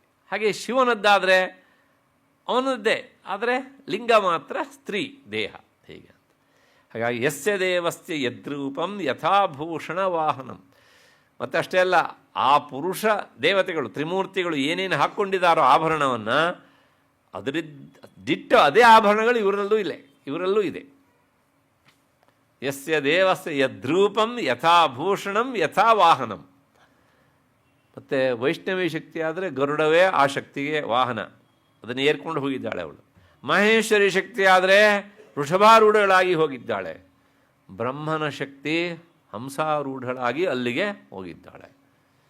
ಮತ್ತು ಮಹೇಶ್ವರ ಶಕ್ತಿಗೆ ಶಿವನಿಗಿರುವ ಹಾಗೆ 3 ಕಣ್ಣು, ತ್ರಿಶೂಲ, ಡಮರು ಎಲ್ಲ ಉಂಟು ಹೀಗೆ ಅಂತ. ಅಂದರೆ ಅವರ ರೂಪ, ಅವರ ವಾಹನ, ಅವರ ಆಭರಣ ಎಲ್ಲವೂ ಹಾಗೆ ಉಂಟು. ಅದರ ಒಂದೇ ಒಂದು ಪುರುಷಾಕಾರಕ್ಕೆ ಬದಲಾಗಿ ಸ್ತ್ರೀರೂಪ. ಇಷ್ಟಾದಮೇಲೆ ತದ್ವದೇವ ಹಿ ತಚ್ಛಕ್ತಿ ಅಸುರಾನ್ ಯೋದ್ಧಂ ಆಯಯೌ, ಜಗನ್ಮಾತೆಯ ಕಡೆಗೆ ನಿಂತು ಆ ಅಸುರರ ವಿರುದ್ಧ ಹೋರಾಟ ಮಾಡೋದಕ್ಕೆ ಬಂದು ನಿಂತುವು. ಮತ್ತೆ ಮುಂದಕ್ಕೆ ಏನಾಯಿತು? ಹಂಸಯುಕ್ತ ವಿಮಾನಾಗ್ರೆ ಸಾಕ್ಷಸೂತ್ರ ಕಮಂಡಲು ಆಯಾತ ಬ್ರಹ್ಮಣ ಶಕ್ತಿ ಬ್ರಹ್ಮಾಣಿ ಸಾಭಿಧೀಯತೆ. ಈಗ ಒಂದೊಂದೇ ಶಕ್ತಿಯನ್ನು ಮತ್ತು ವರ್ಣನೆ ಮಾಡುತ್ತೆ ದುರ್ಗಾ ಸಪ್ತಶತಿ. ಹಂಸಯುಕ್ತ ವಿಮಾನಾಗ್ರೆ, ಇದಕ್ಕೆ ಎರಡು ಅರ್ಥ. ಒಂದು, ಬ್ರಹ್ಮ ಚಲಿಸುವಂಥ ವಿಮಾನ ಹಂಸದ ರೂಪದಲ್ಲಿ ಇತ್ತು ಅಂತನಾದರೂ ಹೇಳಬಹುದು, ಅಥವಾ ಆ ವಿಮಾನಕ್ಕೆ ಹಂಸದ ಚಿತ್ತಾರಗಳಿದ್ದವು ಹಾಗಾದರೂ ಹೇಳಬಹುದು. ಒಂದು ಉದಾಹರಣೆ ಕೊಡ್ತೇನೆ ಅರ್ಥ ಮಾಡಿಸೋದಕ್ಕೆ. ಮಹಾರಾಜರು ಸಿಂಹಾಸನದ ಮೇಲೆ ಕುಳಿತಿದ್ದಾರೆ ಅಂತ ಒಂದು ಶಬ್ದ ಪ್ರಯೋಗ. ಹಾಗೆ ನಿಜವಾಗಿಯೂ ಆ ಸಿಂಹದ ಕೆಳಗೆ, ಆ ಆಸನದ ಕೆಳಗೆ ಸಿಂಹ ಇದೆಯಾ, ಅಥವಾ ಅವ್ರು ಸಿಂಹದ ಮೇಲೆ ಕುಳಿತಿದ್ದಾರಾ? ಇಲ್ಲ. ಹಾಗಿದ್ರೆ ಅದಕ್ಕೆ ಸಿಂಹದ ಚಿತ್ತಾರ, ಚಿತ್ತಾರ ಅಂದರೆ ಚಿತ್ರ ಇದ್ರೂ ಸಹ ಅದಕ್ಕೆ ಏನಂತ ಹೆಸರು? ಸಿಂಹಾಸನ ಅಂತ ಅಲ್ಲ. ಗರುಡದ ಚಿತ್ರ ಇದ್ದರೆ ಗರುಡಾಸನ.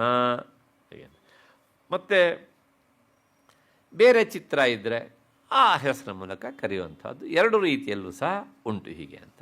ಹಾಗಾಗಿ ಹಂಸಯುಕ್ತ ವಿಮಾನಾಗ್ರೆ ಸಾಕ್ಷಸೂತ್ರ ಕಮಂಡಲು, ಬ್ರಹ್ಮನ ಕೈಯಲ್ಲಿ ಏನುಂಟು ಅಂತಂದರೆ ಒಂದು ಅಕ್ಷಮಾಲೆ. ಅವನು ಎಣಿಸ್ತಾ ಇರ್ತಾನೆ ಇನ್ನೇನೇನು ಸೃಷ್ಟಿ ಮಾಡಬೇಕಪ್ಪ ಅಂತ ಅಲ್ವಾ. ಹೀಗೆ ಅವನು ಮತ್ತೊಂದು ಕೈಯಲ್ಲಿ ಇರುತ್ತೆ ಕಮಂಡಲು, ಕುಂಡಿಕ ಅದು. ಹಾಗೆ ಈ ಶಕ್ತಿ ಕೈಯಲ್ಲೂ ಸಹ ಇದೆಯೋ ಉಂಟು ಹೀಗೆ ಅಂತ. ಹೀಗೆ ಇಂಥ ಆಕಾರ, ಇಂತಹ ಆಭರಣ, ಇಂತಹ ಈ ವಸ್ತುಗಳನ್ನು ಹಿಡಿದಂತಹ ಬ್ರಹ್ಮನ ಶಕ್ತಿ ಅವಳು ಅಲ್ಲಿಗೆ ಬಂದಳು. ಆ ಶಕ್ತಿಯ ಸ್ವರೂಪ ಹೀಗುಂಟು ಅಂತ. ಇನ್ನು ಶಿವನ ಶಕ್ತಿ ಹೇಗುಂಟು ಅಂತಂದರೆ ಮಾಹೇಶ್ವರಿ. ನಾನು ಆಗಲೇ ಹೇಳಿದ್ದೇನೆ, ಶಿವನ ಇನ್ನೊಂದು ಹೆಸರು ಮಹೇಶ್ವರ, ಅವನ ಶಕ್ತಿಯ ಹೆಸರು ಮಹೇಶ್ವರಿ. ಅವಳು ಹೇಗಿದ್ದಾಳೆ ಅಂದರೆ ವೃಷಾರೂಢ. ವೃಷಾರೂಢ ಅಂದರೆ ಎತ್ತನ್ನು ಏರಿದವಳು ಅಂತ ಅರ್ಥ. ಇದು ಕೆಲವು ಜನರಿಗೆ ಒಂದು ಸಂಶಯ ಬರುತ್ತೆ, ಅಲ್ಲ ವೃಷಭಾರೂಢ ಅಂತ ಹೇಳಬೇಕು ಅಲ್ವಾ ಅಂತ. ವೃಷಭ ಅನ್ನೋದು ಒಂದು ಶಬ್ದ, ವೃಷ ಅನ್ನೋದು ಇನ್ನೊಂದು ಶಬ್ದ. ವೃಷ ಅನ್ನೋದು ಶಬ್ದ ಉಂಟು ಸಂಸ್ಕೃತೊಳಗೆ, ಎತ್ತು ಎನ್ನುವಂತಹ ಅರ್ಥದಲ್ಲಿ. ಹಾಗಾಗಿ ವೃಷಾರೂಢ. ಮತ್ತು ಅವಳು ಹೇಗಿದ್ದಾಳೆ? ತ್ರಿಶೂಲ ವರಧಾರಿಣೆ, ಅತ್ಯಂತ ಶ್ರೇಷ್ಠವಾದಂತಹ ತ್ರಿಶೂಲವನ್ನು ಹಿಡಿದಿದ್ದಾಳೆ. ಶಿವನ ಕೈಯಲ್ಲಿ ಹೇಗಿರುತ್ತೋ ಹಾಗೆ. ಮತ್ತು ಮಹಾ ಅಹಿವಲಯ, ತೋಳಲ್ಲೆಲ್ಲ ಏನುಂಟು? ಅಹಿ ಅಂದರೆ ಹಾವು, ಹಾವು ಸುತ್ತಕೊಂಡಿದೆ ಅವಳಿಗೆ. ಶಿವ ಅದನ್ನೇ ತಾನೇ ಹಾಕ್ಕೊಂಡವನು. ನಾಗಾಭರಣ, ಫಿಲ್ಮ್ ಡೈರೆಕ್ಟರ್ ಅಲ್ರಿ, ಕತ್ತಿಗೆಲ್ಲ ಹಾಕ್ಕೊಂಡಲ್ಲ, ಹೌದು ತಾನೆ. ಹಾಗಾಗಿ ಇರ್ಬೋದು, ಅದು ಆ ಕಾಲದಲ್ಲಿ ಅವನೇ ತಾನೆ ಒಂದು ಕಾಲದೊಳಗೆ. ಹೀಗೆ ಆ ಹಾವಿನ ಬಳೆಗಳನ್ನೆಲ್ಲ ಹಾಕಿಕೊಂಡಿದ್ದಾಳೆ. ಮತ್ತು ಚಂದ್ರಲೇಖಾ ವಿಭೂಷಣ, ಚಂದ್ರಲೇಖ ಆರ್ ಚಂದ್ರರೇಖ ಎರಡೂ ಆಗ್ಬೋದು. ಹೇಗಿದ್ರು ಪಾಠ ಸರಿಯೇ. ಏಕೆಂದರೆ ರ ಲ ಯೋ ಅಭೇದ, ರಕಾರಕ್ಕೆ ಲಕಾರಕ್ಕೆ ಭೇದ ಇಲ್ಲ. ಬೃಹನ್ ನರ ಅಂದರೂ ಕರೆಕ್ಟು, ಬೃಹನ್ ನಲ ಅಂದರೂ ಕರೆಕ್ಟ್.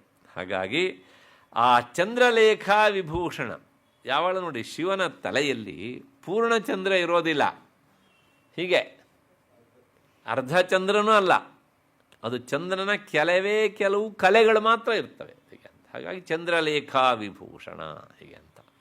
ಹೀಗೆ ಆ ಶಿವನ ಶಕ್ತಿಯ ಸ್ವರೂಪ ಇತ್ತು. ನೆಕ್ಸ್ಟ್ ಮುಂದೆ ಅಪ್ಪಂದಾಯಿತು, ಈಗ ಮಗಂದು. ಅವನ ಮಗನ ಹೆಸರು ಕುಮಾರ ಅಂತ. ಅವನ ಶಕ್ತಿ ಹೇಗಿತ್ತು? ಕೌಮಾರಿ ಶಕ್ತಿ ಹಸ್ತಾಚ, ಆ ಷಣ್ಮುಖನ ಕೈಯಲ್ಲಿ ಇರುವಂಥ ಒಂದು ಆಯುಧಕ್ಕೆ ಹೆಸರು ಶಕ್ತಿ ಅಂತ, ಅದರ ಹೆಸರೇ ಶಕ್ತಿ ಅಂತ. ಆ ಶಕ್ತಿ ತನ್ನ ಕೈಯಲ್ಲಿ ಈ ಶಕ್ತಿಯನ್ನು ಹಿಡ್ಕೊಂಡಿದ್ಲು, ಏಕೆಂದರೆ ಅದು ಶಕ್ತಿ ಆಯುಧ ಒಂದು. ಮತ್ತು ಮಯೂರ ವರವಾಹನ, ಷಣ್ಮುಖನ ವಾಹನ ಯಾವುದಪ್ಪ? ನವಿಲು. ಆ ವಾಹನವನ್ನು ಏರಿದ್ದಾಳೆ. ಇಂತಹ ಈ ಕೌಮಾರಿ ಶಕ್ತಿ ಯೋದ್ಧಮಭ್ಯಾಯಯೌ ಯುದ್ಧ ಮಾಡೋದಕ್ಕೆ ಬಂದಳು. ಅಂಬಿಕಾ ಗುಹರೂಪಿಣಿ, ಅವಳಿಗೂ ಸಹ ಅಂಬಿಕಾ ಅಂತ ಹೆಸರು. ಯಾಕೆಂದರೆ ಇವಳ ತಾಯಿ, ಕುಮಾರನ ತಾಯಿ ಯಾರು? ಪಾರ್ವತಿ ಅಲ್ವಾ? ಇವನ ಶಕ್ತಿ ಅಂದರೆ ಏನಾಗಬೇಕು? ತಾಯಿ ಸಮಾನ.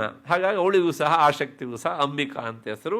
ಅವಳು ಗುಹರೂಪಿಣಿ. ಗುಹ ಅಂದರೆ ಸುಬ್ರಹ್ಮಣ್ಯ, ಮತ್ತು ಕಾರ್ತಿಕೇಯ ಅವನ ರೂಪದಲ್ಲಿ ಇರುವವಳು. ಕೌಮಾರಿ ಅಂದರೂ ಒಂದೇ, ಗುಹರೂಪಿಣಿ ಅಂದರೂ ಸಹ ಒಂದೇ. ಹೀಗೆ ಅಂತ ಈಗಿಷ್ಟಾದ ಮೇಲೆ ನೆಕ್ಸ್ಟ್ ವಿಷ್ಣುವಿನ ಶಕ್ತಿ. ತಥೈವ ವೈಷ್ಣವೀ ಶಕ್ತಿ. ಆ ವೈಷ್ಣವಿ ಶಕ್ತಿ ಅಂದರೆ ವಿಷ್ಣುವಿನ ಶಕ್ತಿ. ಅದೇ ಆಗಿತ್ತು ಕೇಳಿದರೆ, ಗರುಡೋಪರಿ ಸಂಸ್ಥಿತ, ಗರುಡನ ಮೇಲೆ ಆ ಶಕ್ತಿ ಕುಳಿತಿದ್ದಾಳೆ. ಮತ್ತೇನೇನುಂಟು ಅಂತಂದರೆ ಶಂಖ, ಚಕ್ರ, ಗದಾ, ಶಾರ್ಂಗ, ಖಡ್ಗ, ಹಸ್ತ ಅಭ್ಯುಪಾಯಯೌ. ನೋಡಿ, ವಿಷ್ಣುವಿನ ಕೈಯಲ್ಲಿ ಚತುರ್ಭುಜ ಸಾಮಾನ್ಯವಾಗಿ, ಅವನು ನಾಲ್ಕೇ ನಾಲ್ಕು ಇರೋದು, ಶಂಖ, ಚಕ್ರ, ಗದಾ, ಪದ್ಮ ಅಂತ. ಅದನ್ನು ಆಭರಣಗಳನ್ನು ವ್ಯತ್ಯಾಸವಾಗಿ ಹಿಡಿದ್ರೆ ಅದು ಬೇರೆ ಬೇರೆ ಅವತಾರಗಳನ್ನು ಹೇಳುತ್ತೆ.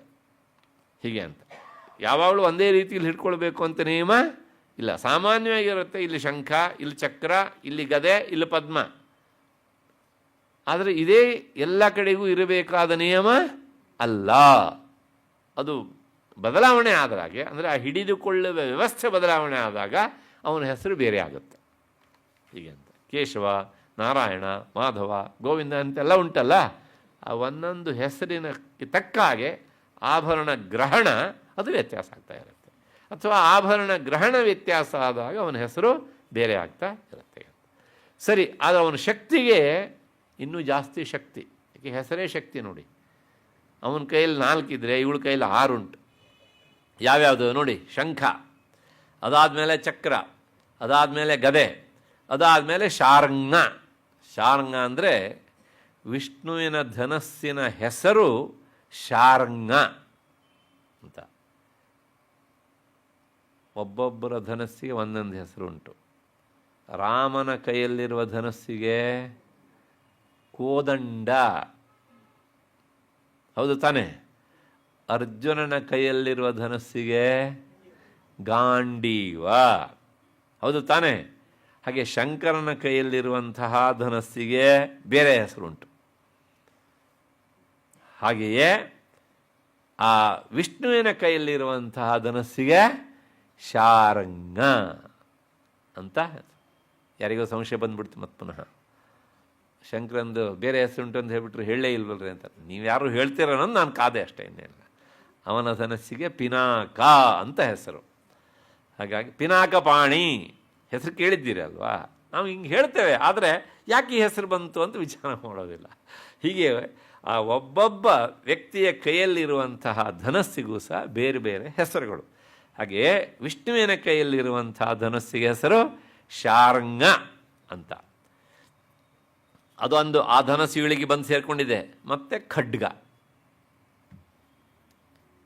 ಖಡ್ಗವೂ ಸಹ ಈಕೆ ಕೈಯಲ್ಲಿ ಇದೆ. ಅಂದರೆ ಇವನ ಶಕ್ತಿ ಷಡ್ಭುಜಳು. ವಿಷ್ಣು ಚತುರ್ಭುಜ, ಅವನ ಶಕ್ತಿ ಷಡ್ಭುಜಳು.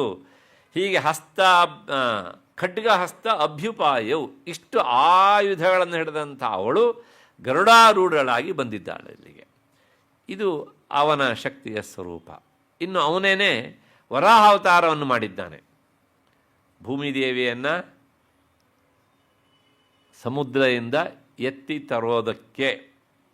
ಇದಕ್ಕೆಲ್ಲ ಗೊತ್ತು, ನಿಮ್ಮ ಸಂಶಯ ಬಂದರೂ ಬರ್ಬೋದು, ಬಂದಿದ್ದರೆ ನಾನು ಈಗಾಗಲೇ ಅದಕ್ಕೆಲ್ಲ ಉತ್ತರ ಹೇಳಿದ್ದೇನೆ ಭಾಗವತವನ್ನು ಹೇಳುವಾಗ. ಅದಕ್ಕೇನು ಸಮಾಧಾನ ಇತ್ಯಾದಿ ಇತ್ಯಾದಿ ಎಲ್ಲ. ಹಾಗಾಗಿ ಮತ್ತೆ ಪುನಃ ಆ ಸಂಶಯವನ್ನು ಮನಸ್ಸಲ್ಲಿಟ್ಕೊಂಡು ಈ ವಿಷಯದಿಂದ ದೂರ ಹೋಗಬೇಡಿ ಅಷ್ಟೇ.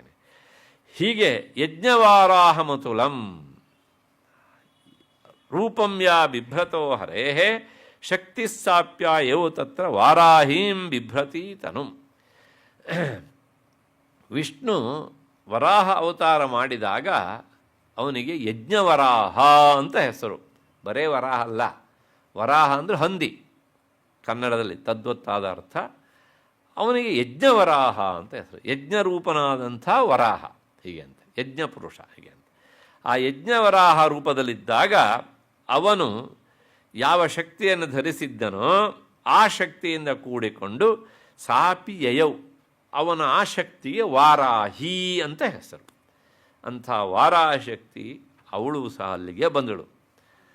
ಇಷ್ಟಾದ ಮೇಲೆ ಮತ್ತೆ ಪುನಃ ಇನ್ನೂ ಇದ್ದಾರೆ. ಯಾರ್ಯಾರಪ್ಪ ಅಂತಂದರೆ ನಾರಸಿಂಹೀ ನರಸಿಂಹಸ್ಯ ಬಿಭ್ರತಿ ಸದೃಶಂ ವಪುಹು. ನರಸಿಂಹನ ಶಕ್ತಿಗೆ ಹೆಸರು ನಾರಸಿಂಹಿ ಅಂತ. ನಾನು ಅವಳ ಬಗ್ಗೆ ಹೆಚ್ಚಿಗೆ ಹೇಳಬೇಕಾದಿಲ್ಲ. ನರಸಿಂಹನ ಉಗುರುಗಳು ಹೇಗೆ ಪ್ರಚಂಡವಾದದ್ದಲ್ವಾ, ಅದು ಆಯುಧವೋ ಆಯುಧ ಅಲ್ಲ, ಹಾಗೆ ಅಂತ ನಿರಾಯುಧವೋ ನಿರಾಯುಧವೂ ಅಲ್ಲ. ಅವನ ಉಗುರು ಒಂದು ರೀತಿಯಲ್ಲಿ 2 in 1 ಇದ್ದ ಹಾಗೆ, ಹೌದು ತಾನೇ? ಏಕೆಂದರೆ ಹಾಗೆ ವರ ಕೇಳಿದ್ನಲ್ಲ ನಾನು ಆಯುಧದಿಂದ ಸಾಯಬಾರದು, ನಿರಾಯುಧದಿಂದಲೂ ಸಾಯಬಾರದು ಹೀಗೆ ಅಂತ. ಅದನ್ನೆಲ್ಲ ಹಾಗಾಗಿ ಫುಲ್ಫಿಲ್ ಮಾಡಿದ್ದಾನೆ ನರಸಿಂಹ. ಹಾಗಾಗಿ ಅವನ ಶಕ್ತಿಯೂ ಸಹ ಹಾಗೆ ಇದ್ದಾಳೆ. ಹಾಗಾಗಿ ನಾರಸಿಂಹೀ ನರಸಿಂಹಸ್ಯ ಬಿಭ್ರತಿ ಸದೃಶಂ ವಪುಹು. ಒಂದೇ ಮಾತಲ್ಲಿ ಹೇಳ್ಬಿಡ್ತಾರೆ ಅದನ್ನು. ನರಸಿಂಹನ ರೂಪ ಹೇಗಿತ್ತ ಡಿಟ್ಟೋ ಹಾಗೆ, ಆದರೆ ಸ್ತ್ರೀ ಅಷ್ಟೇ, ಮುಗಿದೋಯ್ತು. ಮತ್ತು ಇಷ್ಟಾದ ಮೇಲೆ ಪ್ರಾಪ್ತ ತತ್ರ ಸಟಾಕ್ಷೇಪ ಕ್ಷಿಪ್ತ ನಕ್ಷತ್ರ ಸಂಹತಿ. ಈ ನರಸಿಂಹ ಶಕ್ತಿ ಅಂದರೆ ನಾರಸಿಂಹಿ ಪ್ರಕಟಗಳಾಗಿ, ನರಸಿಂಹನಿಗೆ ಹೇಗೆ ಇಲ್ಲೆಲ್ಲ ಕೇಸರಗಳಿರ್ತಾವೋ ಹಾಗೆ ಅವಳಿಗೂ ಇತ್ತು ಆ ಶಕ್ತಿಗೆ. ಹಾಗೆ ಒಂದು ಸಲ ಅದನ್ನು ಹೀಗೆ ಕಂಪಿಸಿದಳಂತೆ, ತನ್ನ ಕತ್ತಿನ ಕೂದಲುಗಳನ್ನು. ಅವಳು ಕಂಪಿಸಿದ ರಭಸಕ್ಕೆ ನಕ್ಷತ್ರಗಳೆಲ್ಲ ಉದುರಿ ಬಿದ್ದೋಗ್ದವೋ ಅಂತ ಅನ್ನಿಸ್ತಿತ್ತಂತೆ. ಅಷ್ಟು ಭಯಾನಕವಾಗಿ ಇತ್ತು ಅವಳ ಶಕ್ತಿ.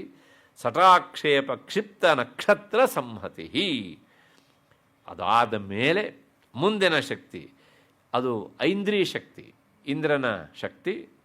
ಇಂದ್ರನ ಕೈಯಲ್ಲಿರುವಂಥ ಆಯುಧ ಯಾವುದು ಅಂದರೆ ವಜ್ರಾಯುಧ. ವಜ್ರಾಯುಧ ಅಂದರೆ ಅದು ಆ ದಧೀಚಿ ಮಹರ್ಷಿಯ ಬ್ಯಾಕ್ಬೋನಿಂದ ಮಾಡಿದಂಥದ್ದು, ಥಂಡರ್ ಬೋಲ್ಟ್ ಅದು ಅಲ್ವಾ. ಹಾಗಾಗಿ ಇವಳು ಸಹ ಅದನ್ನು ಹಿಡದೆ ಬಂದಿದ್ದಾಳೆ. ವಜ್ರಹಸ್ತ, ವಜ್ರಹಸ್ತ ಅಂದರೆ ವಜ್ರಾಯುಧವನ್ನು ಹಿಡಿದಿದ್ದಾಳೆ. ತಥೈವೇಂದ್ರಿ. ಮತ್ತು ಅವನು ವಾಹನ ಗಜ, ಐರಾವತ, ಅದನ್ನು ಏರಿಕೊಂಡು ಸಂಚಾರ ಮಾಡುವವನು. ಹಾಗಾಗಿ ಇವಳು ಸಹ ಗಜಾರೂಢಳಾಗಿದ್ದಾಳೆ, ಗಜಾರೂಢಳಾಗಿ ಬಂದಿದ್ದಾಳೆ. ಪ್ರಾಪ್ತ ಸಹಸ್ರನಯನ. ಇಂದ್ರನ ಇನ್ನೊಂದು ಹೆಸರು ಸಹಸ್ರಾಕ್ಷ, 1000 ಕಣ್ಣುಗಳವನಿಗೆ. ಇವಳಿಗೂ ಸಹ 1000 ಕಣ್ಣು. ಯಾವ ಕ್ಯಾಮ್ರಾನೂ ಬೇಡ ಅವಳಿದ್ಬಿಟ್ರೆ. CCTV ಕ್ಯಾಮ್ರಾದ ಅವಶ್ಯಕತೆಯೇ ಇಲ್ಲ ಹೀಗೆ ಅಂತ. ಸಹಸ್ರನಯನ ಯಥಾಶಕ್ರಸ್ತಥೈವ ಸ. ದೇವೇಂದ್ರ ಹೇಗಿದ್ದಾನೋ ಅವಳು ಸಹ ಹಾಗೇ ಇದ್ದಾಳೆ. ಆಕಾರ ಸ್ತ್ರೀ ಅಷ್ಟೇ ನೋಡಿ. ತತಃ ಪರಿವೃತಸ್ತಾಭಿ ಈಶಾನೋ ದೇವಶಕ್ತಿಭಿಃ ಅನ್ಯತಾಮಸುರಾ ಶೀಘ್ರಂ ಮಮ ಪ್ರೀತ್ಯಾಹ ಚಂಡಿಕಾಂ. ಎಲ್ಲ ಇವ್ರ ಕಡೆ ಸೈನ್ಯ ಸಿದ್ಧವಾಗಿದೆ. ಅಲ್ಲಿಗೆ ಎಷ್ಟು ಜನ ಆದರೂ ಇವಾಗ ಲೆಕ್ಕ ಹಾಕ್ಕೊಳ್ಳಿ ಒಂದು ಸಲ, ಆಮೇಲೆ ಮರ್ತೋಗ್ಬಿಟ್ರೆ ಕಷ್ಟ. ಒಂದು ಬ್ರಹ್ಮನ ಶಕ್ತಿ ಬ್ರಾಹ್ಮಿ, ಅದಾದಮೇಲೆ ಮಾಹೇಶ್ವರಿ, ಅದಾದಮೇಲೆ ಕೌಮಾರಿ, ಅದಾದಮೇಲೆ ವೈಷ್ಣವಿ, ಅದಾದಮೇಲೆ ವಾರಾಹಿ, ಅದಾದಮೇಲೆ ನಾರಸಿಂಹಿ, ಅದಾದಮೇಲೆ ಐಂದ್ರಿ. ಇಲ್ಲಿ 7 ಆಯಿತು. ಇಲ್ಲಿ ಒಂದು ಸಲ ನಿಲ್ಲಿಸ್ಕೊಳ್ಳೋಣ. ಇವರನ್ನೇ ಸಪ್ತ ಮಾತೃಕೆಯರು ಅಂತ ಕರೀತಾರೆ ಅಲ್ವಾ. ಈ ಸಪ್ತ ಮಾತೃಕೆಯರ ಜೊತೆಗೆ ಕೌಶಿಕಿ ಇದ್ದಾಳೆ. ಅವಳೇ ಯಾರು? ಚಂಡಿಕಾ ಪರಮೇಶ್ವರಿ, ಹೌದು ತಾನೆ? ಮತ್ತೆ ಅವಳಿಂದ ಹುಟ್ಟಿದಂಥವಳಿದ್ದಾಳೆ ಯಾರು? ಕಾಲಿ. ಎಷ್ಟಾಯಿತು ಅಲ್ಲಿಗೆ? 9 ಜನ ಆದರು ನವಮಾತೃಕೆಯರು. ಈ ಮಾತೃಕೆಯರ ವಿಷಯದಲ್ಲಿ ಒಂದೊಂದು ಗ್ರಂಥದಲ್ಲಿ ಒಂದೊಂದು ರೀತಿಯ ಅಂಥ ವಿವರಣೆ ಸಿಗುತ್ತೆ. ಸಪ್ತಮಾತೃಕೆಯರು ಪ್ರಸಿದ್ಧ. ನವರಾತ್ರಿಯಲ್ಲಿ ನಾವು ಇವರ ಒಂದು ಆಭರಣಗಳನ್ನು ಮತ್ತು ಅಲಂಕಾರವನ್ನು ನಾವು ನೋಡ್ತೇವೆ. ಶಂಕರ ಮಠದಲ್ಲಿ ಅಥವಾ ದೇವಿಯ ಗುಡಿಯಲ್ಲಿರುತ್ತಾ ಸಾಮಾನ್ಯವಾಗಿ ಆ ಎಲ್ಲ ಅಲಂಕಾರವನ್ನು ಮಾಡ್ತಾರೆ. ಇವರು ಪ್ರಸಿದ್ಧರಾದರು. ಇದರ ಜೊತೆಗೆ ಅಷ್ಟಮಾತೃಕೆಯರು ಅಂತಲೂ ಇದ್ದಾರೆ. ಅಷ್ಟಮಾತೃಕೆಯರು. ಹಾಗೆ ಇವರಿಬ್ಬರು ಸೇರಿದಾಗ ಏನಾಗುತ್ತೆ? ನವಮಾತೃಕೆಯರು ಅಂತ. ಯಾಕೆ ಹೇಳಿದೆ ಅಂದರೆ, ಅಕಸ್ಮಾತ್ತಾಗಿ ಯಾರು ತುಂಬ ಆಸಕ್ತಿಯಿಂದ ಅಲ್ಲ ನೀವು ಸಪ್ತ ಮಾತೃಕೆಯರು ಹೇಳಿದ್ರೆ ಇಲ್ಲಿ 9 ಜನ ಆಯ್ತಲ್ರಿ, ಹಾಗಾದ್ರೆ 9 ಜನ ಇದಾರ ಮಾತೃಕೆಯರು ಅಂದರೆ ಹೌದು, ಅವರಿದ್ದು ಕ್ರಮ ಉಂಟು. ಹೀಗೆ ಒಂದೊಂದು ರೀತಿಯಾಗಿ ಒಂದೊಂದು ಗ್ರಂಥಗಳು ಹೇಳ್ತೇವೆ. ಅಷ್ಟು ಹಿನ್ನೆಲೆಯಲ್ಲಿ ಈ ಕಾಲಿಯೇ ಚಾಮುಂಡ ನಮ್ಮ ನಾಡ ದೇವತೆ. ಈಗ ಈ 9 ಜನ ಶಕ್ತಿ ಇದ್ದಾರಲ್ಲ, ಶಕ್ತಿಯರು, ಇವರಿಗೆ ಏನಂತ ಹೆಸರು ಅಂದರೆ ಮಾತೃಗಣ ಅಂತ ಹೆಸರು. ಅದನ್ನು ನೆನ್ಪಿಟ್ಕೊಳ್ಬೇಕು ನಾವು. ಇನ್ನು ಮುಂದೆಲ್ಲ ಇದೇ ಹೆಸರು ಬರುತ್ತೆ, ಮಾತೃಗಣ ಮಾತೃಗಣ ಮಾತೃಗಣ ಅಂತ. ಹಾಗೆ ಈ 9 ಜನರ ಸಮುದಾಯಕ್ಕೆ ಮಾತೃಗಣ ಅಂತ ಹೆಸರು. ಈಗ ಏನಾಯಿತು ಕೇಳಿದರೆ, ತಥೋ ದೇವಿ ಹನ್ಯತಾ ತತಃ ಪರಿವೃತಸ್ತಾಭಿ ಈಶಾನೋ ದೇವಶಕ್ತಿಭಿ ಹನ್ಯತಾ ಮಸುರಾ ಶೀಘ್ರಂ ಮಮ ಪ್ರೀತ್ಯಾಹ ಚಂಡಿಕಾಂ. ಈಗ ಈ ಎಲ್ಲ ಶಕ್ತಿಗಳು ಸಹ ಏನಾಗಿದ್ದಾರೆ ಅಂದರೆ ಪರಿವೃತಸ್ತಾಭಿ ಈಶಾನೋ ದೇವಶಕ್ತಿಭಿ, ಸುತ್ತಲೂ ಬಂದು ಆ ಶಿವ ಇದ್ದಾನ. ನಿನ್ನೆ ದಿವಸ ನಾನು ಹೇಳಿದ್ದೇನೆ, ಮೊನ್ನೆ ದಿವಸ. ಯಾಕೆಂದರೆ ಈ ಕೌಶಿಕಿ ಪ್ರಕಟ ಆಗೋದಕ್ಕೆ ಕಾರಣನೇ ಯಾರು? ಶಿವ. ಹೌದು ತಾನೆ? ಪಾರ್ವತಿಯನ್ನು ನಿಂದಿಸಿದ ಹಾಗೆ ಮಾಡಿ ಕಾಲಿ ಅಂತ ಸ್ವಲ್ಪ ಅವಳನ್ನು ಹೀಗೆ ಏನು ಚುಚ್ಚಿ, ಆಮೇಲೆ ಅವಳು ಗೌತಮಾಶ್ರಮಕ್ಕೆ ಹೋಗಿ ತಪಸ್ಸನ್ನು ಮಾಡಿ ಅಲ್ಲಿ ಆ ತನ್ನ ಕಪ್ಪಾದ ಶರೀರವನ್ನು ಬಿಟ್ಟು ಬ್ರಹ್ಮನನ್ನು ಒಲಿಸ್ಕೊಂಡು ಮತ್ತೆ ಪುನಃ ವರವನ್ನು ಪಡೆದು ಗೌರಿ ಅಂತ ಆದಳು ಅಂತ. ಇದಕ್ಕೆಲ್ಲ ಕಾರಣ ಯಾರು? ಬ್ರಹ್ಮನೂ ಹೌದು, ಅದಕ್ಕಿಂತ ಹೆಚ್ಚಿಗೆ ಬ್ರಹ್ಮನ ಮಾತಿನಂತೆ ಅವಳನ್ನು ಕೋಪಿಸಿಕೊಳ್ಳು ಹಾಗೆ ಮಾಡಿದವನು ಶಿವ. ಹಾಗಾಗಿ ಈಗ ಮತ್ತೆ ಪುನಃ ಶಿವ ಅಲ್ಲಿ ಬಂದಿದ್ದಾನೆ. ಆತ ಏನು ಮಾಡ್ದ ಅಂದರೆ ಈ ಎಲ್ಲ ಶಕ್ತಿಗಳಿಂದ ಕೂಡಿದವನಾಗಿ ತಕ್ಷಣ ಕೂಡಿಕೊಂಡು ಆ ಇವಳ ಹತ್ರ ಬಂದ. ಯಾರ ಹತ್ರ? ಕೌಶಿಕಿ ಹತ್ರ. ಒಂದು ದೃಷ್ಟಿಯಲ್ಲಿ ಕೌಶಿಕಿ ಶಿವನಿಗೆ ಏನಾಗಬೇಕು? ಪತ್ನಿ ಸ್ಥಾನದಲ್ಲಿ ಇರುವವಳು. ಯಾಕೆಂದರೆ ಪಾರ್ವತಿ ದೇಹದಿಂದ ತಾನೇ ಪ್ರಕಟವಾದವಳು ಅವಳು, ಹೀಗೆ ಅಂತ. ಹೀಗೆ ಆಕೆ ಹತ್ರ ಬಂದು ಆತ ಹೇಳ್ತಾನೆ ಏನು ಅಂದರೆ, ಚಂಡಿಕಾಂ ಅಂತ ಅವಳ ಹೆಸರು, ಅವಳೇ ಚಂಡಿಕಾ. ಹನ್ಯತಾಂ ಅಸುರಾ ಶೀಘ್ರಂ ಮಮ ಪ್ರೀತ್ಯ ಆಹ ಚಂಡಿಕಾಂ. ಕೌಶಿಕಿ ಅಂದರೆ ಚಂಡಿಕಾ ಅಂತ ಹೇಳಿದೆ. ನನ್ನ ಮೇಲಿನ ಪ್ರೀತಿಯಿಂದ ಆದಷ್ಟು ಬೇಗ ಇವನ್ನೆಲ್ಲ ಮುಗಿಸ್ಬಿಡು. ಹಾಗಾಗಿ ತಡ ಮಾಡಬೇಡ, ಮುಗಿಸು ಇವ್ರನ್ನ ಹೀಗೆ ಅಂತ. ಇವನೇನೋ ಮುಗಿಸ್ಬಿಡು ಅಂತ ಹೇಳಿದ್ರೆ ಅಷ್ಟು ಸುಲಭನ ಅಷ್ಟು? ಆದರೆ ಹಾಗೆ ಹೇಳೋದಕ್ಕೆ ಕಾರಣ ಏನು ಕೇಳಿದರೆ, ನನ್ನ ಮೇಲಿನ ಪ್ರೀತಿಯಿಂದ. ಕಾರಣ ಇಷ್ಟೇ, ನಾನು ಸಂಹಾರಕರ್ತ, ನೀನು ನನ್ನವಳು. ಹಾಗಾಗಿ ಈಗ ಇಲ್ಲಿ ನಿನ್ನದೇ ಪ್ರಾಚುರ್ಯ, ನಿನ್ನದೇ ಬಾಹುಲ್ಯ. ಯಾಕಂದ್ರೆ ನಿನ್ನ ಅವತಾರದ ಉದ್ದೇಶವೇ ಇದು. ನೀನು ಪ್ರಕಟ ಆಗೋದಕ್ಕೆ ಕಾರಣ ಏನು? ವಾಯುಪುರಾಣ ಶಿವಪುರಾಣ ಹೇಳಿದ್ದನ್ನೆಲ್ಲ ನಾನು ಹೇಳಿದ್ದೇನೆ. ನಿನ್ನ ಅವತಾರವೇ ಶುಂಭ ನಿಶುಂಭರ ಹನನ. ಅದಕ್ಕೋಸ್ಕರ ಆದಷ್ಟು ಬೇಗ ನನ್ನ ಮೇಲಿನ ಪ್ರೀತಿಯಿಂದ ಈ ಕೆಲಸವನ್ನು ಮುಗಿಸ್ಬಿಡು. ಅಂದರೆ ನನಗೆ ನೀನು ಪ್ರೀತಿ ತೋರಿಸೋದು ಅಂದರೆ ಏನು ಅಂದರೆ ಶುಂಭ ನಿಶುಂಭರನ್ನು ಮುಗಿಸುವುದೇ, ಅದೇ ನೀನು ನನಗೆ ತೋರಿಸುವ ಪ್ರೀತಿ ಅಂತ ಹೇಳಿದ. ಅನ್ಯತಾ ಮಸುರಾ ಶೀಘ್ರಂ ಮಮ ಪ್ರೀತ್ಯ ಆಹ ಚಂಡಿಕಾಂ.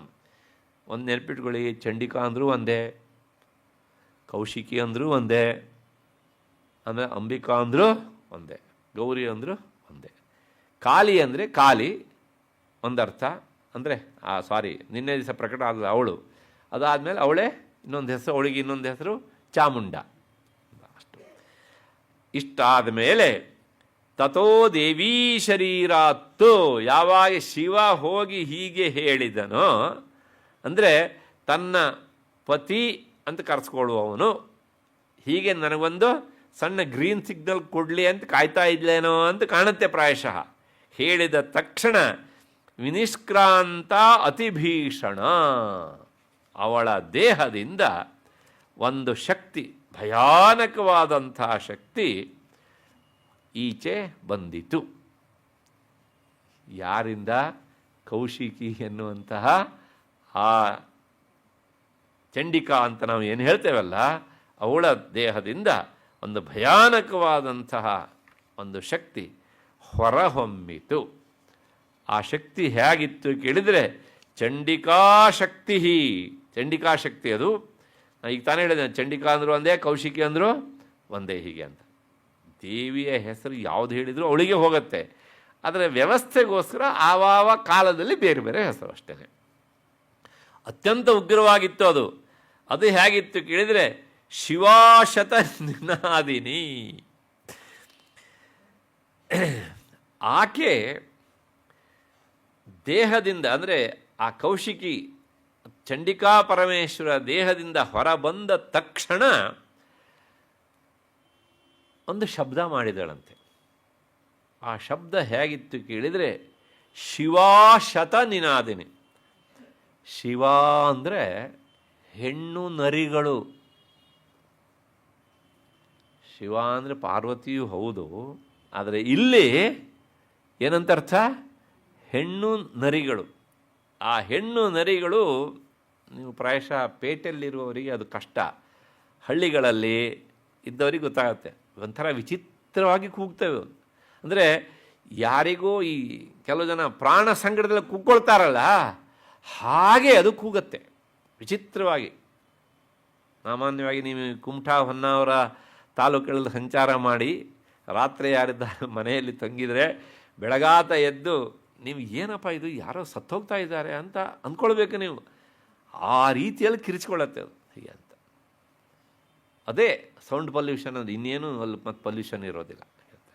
ಅಭ್ಯಾಸ ಆದಮೇಲೆ ಓಹೋ ಏನು ಕೇಳಿದರೆ ಇದು ನರಿಯ ಕೂಗು ಅಂತ ಗೊತ್ತಾಗುತ್ತೆ. ಹಾಗಾಗಿ ಶಿವ ಅಂದರೆ ಹೆಣ್ಣು ನರಿಗೂ ಸಹ ಹೆಸರು ಉಂಟು. ಹಾಗಾಗಿ ಶಿವಾಶತ ನಿನಾದಿನಿ, ಪ್ರಕಟಳಾದವಳು ಒಬ್ಬಳೇ, ಆದರೆ 100 ಹೆಣ್ಣು ನರಿಗಳು ಒಮ್ಮೆಯೇ ಕೂಗಿದಾಗ ಹೇಗೆ ಕೇಳಿಸತ್ತೋ ಹಾಗೆ ಕೇಳಿಸುವಂತೆ ಕೂಗಿದ್ದಾಳೆ ಅವಳು. ಅವರಿಗೆ ಅಪಶಕುನ ಅದು. ಯಾರಿಗೆ? ಆ ಪ್ರತಿ ಸೈನಿಕರಿಗೆ, ಶುಂಭನ ಕಡೆಯವರಿಗೆ.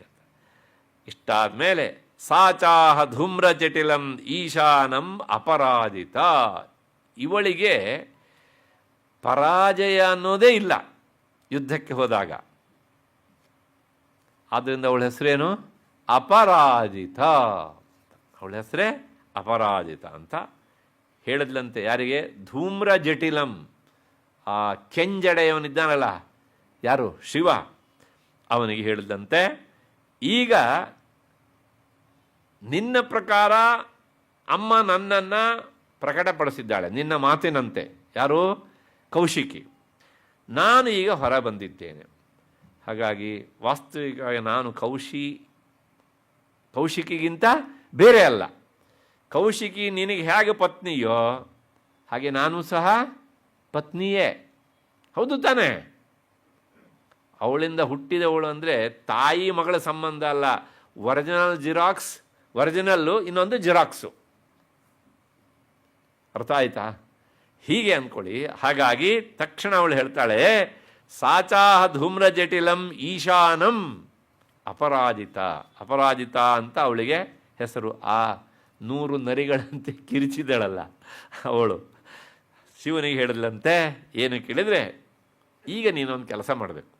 ಏನು ಕೆಲಸ ಮಾಡಬೇಕಂದ್ರೆ, ದೂತತ್ವಂ, ನೀನು ನಮಗೆ ದೂತಭಾವವನ್ನು ಹೊಂದಬೇಕು. ಅಂದರೆ ನಮಗೆ ನೀನೇನೇ ಆಗಬೇಕು? ದೂತನಾಗಬೇಕೀಗ. ದೂತನಾಗಿ ಅಲ್ಲಿಗೆ ಹೋಗಬೇಕು. ಎಲ್ಲಿಗೆ? ಆ ಶುಂಭನ ಕಡೆಗೆ ಹೋಗಬೇಕು. ಅಲ್ಲಿ ಹೋಗಿ, ಅಂದರೆ ಇದನ್ನು ಹಗುರವಾಗಿ ಹೇಳಲಿಲ್ಲ ಅವಳು, ಭಾಳ ಗಂಭೀರವಾಗಿ ಹೇಳಿದ್ದಾನೆ, ಗೌರವದಿಂದ ಹೇಳಿದ್ದಾಳೆ. ದೂತತ್ವಂಗಚ್ಚ ಭಗವನ್ ಅಂತ ಶಬ್ದ ಉಂಟು ಅಲ್ಲಿ. ಪೂಜ್ಯನಾದಂಥ ಮಹಾದೇವ ಪರಮೇಶ್ವರ, ನೀನು, ಇದಕ್ಕೆ 2 ಅರ್ಥ. ಒಂದು ದೂತತ್ವಂ, ದೂತಭಾವವನ್ನು ತಾಳು. ಅದಿಲ್ಲದೆ ಇದ್ದರೆ ತ್ವಂ ದೂತಃ, ನೀನೇ ನಮಗೇನಾಗಬೇಕು? ಈಗ ದೂತನಾಗಿ ಹೋಗಬೇಕು. ಎಲ್ಲಿಗೆ? ಪಾರ್ಶ್ವಂ ಶುಂಭನಿ ಶುಂಭಯೋ, ಆ ಶುಂಭನಿ ಶುಂಭರ ಹತ್ತಿರಕ್ಕೆ ಹೋಗಬೇಕು. ಸರಿ, ನಾನು ಹೋಗಿ ಏನು ಮಾಡಬೇಕು ಅಂತ ಶಿವನ ಪ್ರಶ್ನೆ. ಅದಕ್ಕುತ್ತರ ಬ್ರೂಹಿ ಶುಂಭಂ ನಿಶುಂಭಂಚ. ಇಬ್ಬರಿಗೂ ಹೇಳ್ಬಿಡು, ಅಣ್ಣ ತಮ್ಮನಿಗೆ ಪುನಸ್ಕೊಂಡು. ನೋಡಿ, ಇಲ್ಲಿ ಶಕ್ತಿಯರಿದ್ದಾರೆ, ಅಲ್ಲಿ ದುಷ್ಟಶಕ್ತಿಗಳು. ಆ ದುಷ್ಟಶಕ್ತಿಯರ ಮಧ್ಯದಲ್ಲಿ ಹೊರಟದ್ದು ಸಂಹಾರ ಶಕ್ತಿ ಅಲ್ವಾ? ಹಾಗಾಗಿ ಈ ರೀತಿಯಾಗಿ ಅಲ್ಲಿ ಹೋಗಿ ನೀನು ಏನು ಮಾಡಬೇಕು? ನಿಶುಂಭಂಚ ದಾನವವು ಅತಿ ಗರ್ವಿತವು. ಮಹಾಗರ್ವಿಷ್ಠರವರು, ಅವ್ರಿಗೆ ತಲೆ ಒಳಗಡೆ ಬುದ್ಧಿ ಇಲ್ಲ, ಬರೇ ತೋಳ ಶಕ್ತಿ ಅಷ್ಟೇ ಉಂಟು. ಏಚಾನ್ಯೇ ದಾನವಾಸ್ತತ್ರ ಯುದ್ಧಾಯ ಸಮುಪಸ್ಥಿತ. ಮತ್ತು ಇನ್ಯಾರ್ಯಾರು ಅವ್ರ ಜೊತೆಗಿದ್ದಾರಲ್ಲ ಅವರನ್ನು ಸೇರಿಸ್ಕೊಂಡು ಹೇಳಿಬಿಡು, ಈಗ ನೀನು ನಮ್ಮ ಕಡೆಯಿಂದ ರಾಜದೂತ ಅಂಬಾಸಡರಾಗಿ ಹೋಗಬೇಕು. ಹೇಗೆ ಹೋಗಬೇಕು? ಅಂಬಾಸಡರಾಗಿ ಹೋಗಬೇಕು. ಹೋಗಿ ಏನು ಮಾಡಬೇಕು ಅಂತಂದರೆ 3 ಮಾತು ಹೇಳಬೇಕು, ಜಾಸ್ತಿ ಹೇಳಬಾರ್ದು. ಆ 3 ಮಾತನ್ನು ಹೇಳೋದಕ್ಕೆ ನಾನು ಸಮರ್ಥನ ಅಂದರೆ ನೀನೇ ಸಮರ್ಥ, ನೀನೇ ಇದಕ್ಕೆ ಸರಿಯಾದಂಥ ವ್ಯಕ್ತಿ. ಏನು ಹೇಳಬೇಕು ಅಂತಂದರೆ, ಮೊದಲನೇದಾಗಿ ನೀನು ಯಾಕೆ ಹೋಗಬೇಕು ಅಂತ ಪ್ರಶ್ನೆ. ಶಿವ ಕೇಳ್ತಾನೆ ನಾನೇ ಯಾಕೆ ಹೋಗಬೇಕು ಅಂದರೆ, ಅದಕ್ಕೆ ಯಾರು ಅಪರಾಜಿತ, ಅವಳಿಗೆ ಹೆಸರು ಬರುತ್ತೆ. ಯಾಕೆಂದರೆ ಶಿವನನ್ನೇ ತನ್ನ ದೂತನನ್ನಾಗಿ ಮಾಡಿಕೊಂಡವಳು, ಆದ್ದರಿಂದ ಅವಳ ಹೆಸರು ಇನ್ನು ಮುಂದೆ ಶಿವದೂತಿ. ಅಪರಾಜಿತ ಅಂದರೂ ಅವಳೇ, ಮತ್ತು ಶಿವದೂತಿ ಅಂದರೂ ಒಂದೇ. ಎಲ್ಲವೂ ಆ ಪಾರ್ವತಿಯ ಅಂಶ, ಅದನ್ನು ನಾವು ಮರಿಬಾರ್ದು ಹೀಗೆ ಅಂತ. ಹಾಗಾಗಿ ಆ ಶಿವದೂತಿ ಹೇಳ್ತಾಳೆ, ಯಾಕೆ ನೀನೇ ಹೋಗಬೇಕು ಅಂದರೆ ಅದಕ್ಕೆ ಉತ್ತರ, ದೂತನಲ್ಲಿ ಇಷ್ಟು ಕ್ವಾಲಿಟಿಗಳಿರಬೇಕಂತೆ. ಅಸರ ಕೇಳ್ಕೊಬಿಡಿ. ಅದು ಕೇಳ್ಕೊಂಡಾದ್ಮೇಲೆ ನಮ್ಮ ದೇಶದ ಅಂಬಾಸಡರ್, ನಮ್ಮ ಯಾರು ಆ ರಾಜತಾಂತ್ರಿಕ ಮಂತ್ರಿಗಳು ಇದ್ದಾರಲ್ಲ, ಗೊತ್ತಾನೆ, ಕೋಟ್ ಹಾಕ್ಕೊಂಡ್ರು ಮನುಷ್ಯ, ತೆಗೆದಿಟ್ಟರೆ ಇವರೇನಾ ಅಂತ ಅನ್ನಿಸ್ಬಿಡುತ್ತೆ. ಹಾಗೆ ಎಷ್ಟೋ ಅಂಶಗಳಿವೆ. ನೋಡೋಣ ಹೇಗಿರಬೇಕು ದೂತ ಅಂದರೆ, ಸಮರ್ಥ, ಅವನು ಸಮರ್ಥನಾಗಿರಬೇಕು, ಫಿಸಿಕಲಿ ಅಲ್ಲ ಅಲ್ವಾ, ಹಾಗಿರಬೇಕು, ಅತ್ಯಂತ ಸಮರ್ಥನಾಗಿರಬೇಕು ಒಂದು. ಅದರ ಜೊತೆಗೆ ವಿಶ್ವಾಸ್ಯ, ನಮ್ಮ ದೇಶದವರು ಅವನನ್ನು ಕಳಿಸುವಾಗ ಅವನ ಕೆಲಸದ ಬಗ್ಗೆ ಇಲ್ಲಿವರೆಯವರು ವಿಶ್ವಾಸ ಇರಬೇಕು, ಇವನು ಹೋದರೆ ಆ ಕೆಲಸ ಆಗುತ್ತೆ ಅಂತ.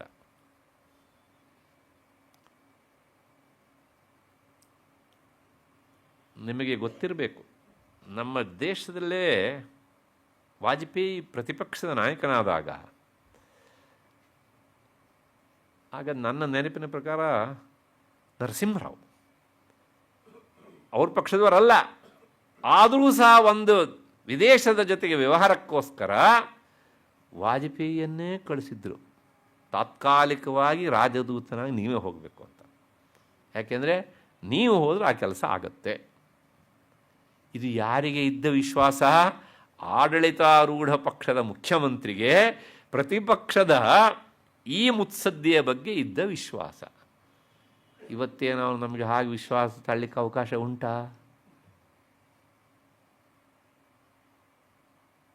ಹಾಗಾಗಿ ಅವನು ಹೇಗಿರಬೇಕು ಅಂದರೆ ವಿಶ್ವಾಸ್ಯ, ವಿಶ್ವಾಸಕ್ಕೆ ಅರ್ಹನಾಗಿರಬೇಕು.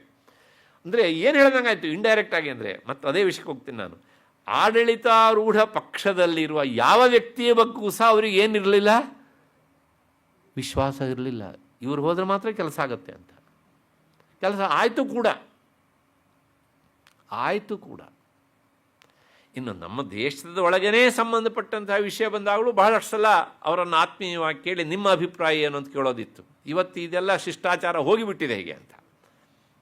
ಅಂದರೆ ಪ್ರತಿಪಕ್ಷದವರು ಹೇಗಿರಬೇಕು ಅಂದರೆ, ಆಡಳಿತ ಪಕ್ಷದವರು ಸರಿಯಾಗಿರುವಂಥದ್ದನ್ನು ಮಾಡಿದಾಗ ನಿಮ್ಮ ಜೊತೆ ನಾವು ಇದ್ದೇವೆ ಅಂತ ಹೇಳಬೇಕು, ದೇಶದ ವಿಚಾರ ಬಂದಾಗ ಅಲ್ವಾ. ಎಲ್ಲಿ ಅದು ಸರಿ ಹೋಗೋದಿಲ್ಲ ಖಂಡಿತವಾಗಿಯೂ ಸಹ ಅದನ್ನೇನು ಪಾರ್ಲಿಮೆಂಟ್ ಭಾಷೆಯಲ್ಲಿ ಅದನ್ನು ಖಂಡನೆ ಮಾಡಬೇಕು, ಸಂವಿಧಾನಕ್ಕೆ ಚ್ಯುತಿ ಬರದೇ ಇರುವ ಹಾಗೆ. ಹೊರತುನು ಏನೇನೋ ಮಾಡೋದಲ್ಲ ವಿರೋಧ ಪಕ್ಷದವರು. ಅಷ್ಟು ಹಿನ್ನೆಲೆಯಲ್ಲಿ ವಿಶ್ವಾಸಾರ್ಹನಾಗಿರಬೇಕು. ಮತ್ತು ಅವನು ಹೇಗಿರಬೇಕಂದ್ರೆ ಸ್ವೀಯ, ಅವನನ್ನು ಕಳಿಸಿಕೊಡುವ ವ್ಯಕ್ತಿಗೆ ಇವನು ನಮ್ಮವರು, ಇವರು ಹೋದ ಕೆಲಸ ಆಗತ್ತೆ ಅಂತ ಇರಬೇಕು, ಸ್ವೀಯ ಭಾವನೆ ಇರಬೇಕು. ಮತ್ತು ಅವನು ಹೇಗಿರಬೇಕು ಅಂದರೆ ಶುಚಿ, ಹೋಗುವವನು ಇಲ್ಲಿಂದ ಹೋಗೋವನು ಅವನು ಶುಚಿ ಅಂದರೆ ಅರ್ಥ ಶುಚಿ ಮೊದಲಿರಬೇಕು. ಆ ದೇಶದವರು ಏನೋ ಒಂದು ಸೂಟ್ ಕೇಸ್ ಜಾರಿಸ್ಬಿಟ್ರೆ ಅಯ್ಯೋ ತಕ್ರಿ ಇದೆಲ್ಲ ಅಂಥೇಳಿ ಅವ್ರ ಕಡೆಗೆ ಫೇವರ್ ಆಗೋ ತರಹ ಕೆಲಸ ಮಾಡೋನು ಆಗಿರಬಾರ್ದು ಒಂದು. ಇನ್ನೊಂದು ಅರ್ಥ ಶುಚಿ ಅಂದರೆ ಇಂದ್ರಿಯ ನಿಗ್ರಹ ಇರಬೇಕು. ಇಂಥವರು ನಮ್ಮಲ್ಲಿ ಆಗಿದ್ದರು ಬೇಕಷ್ಟು ಜನ, ಈ ಎರಡು ಶುಚಿ ಇಲ್ಲದೆ ಇರುವವರು. ಹಾಗಾಗಿ ಅರ್ಥಶುಚಿಯೂ ಇರಬೇಕು, ಇಂದ್ರಿಯ ಶುಚಿತ್ವವೂ ಇರಬೇಕು. ಇಂದ್ರಿಯ ಶುಚಿತ್ವ ಇಷ್ಟು ಮಾತ್ರ ಹೇಳ್ತೇನೆ, ಅದನ್ನು ನೀವು ಎಷ್ಟು ಬೇಕೋ ನೀವು ಬೆಳೆಸ್ಕೊಳ್ಳಿ ಅಷ್ಟೇ. ಅಂಬಾಸಡರ್ ಆದವನು ಹೇಗಿರಬೇಕು? ಹೀಗಿರಬೇಕು, ಅಷ್ಟಕ್ಕೆ ಮುಗಿದಿಲ್ಲ. ಚತುರಃ, ಮಹಾಬುದ್ಧಿವಂತನಾಗಿರಬೇಕು.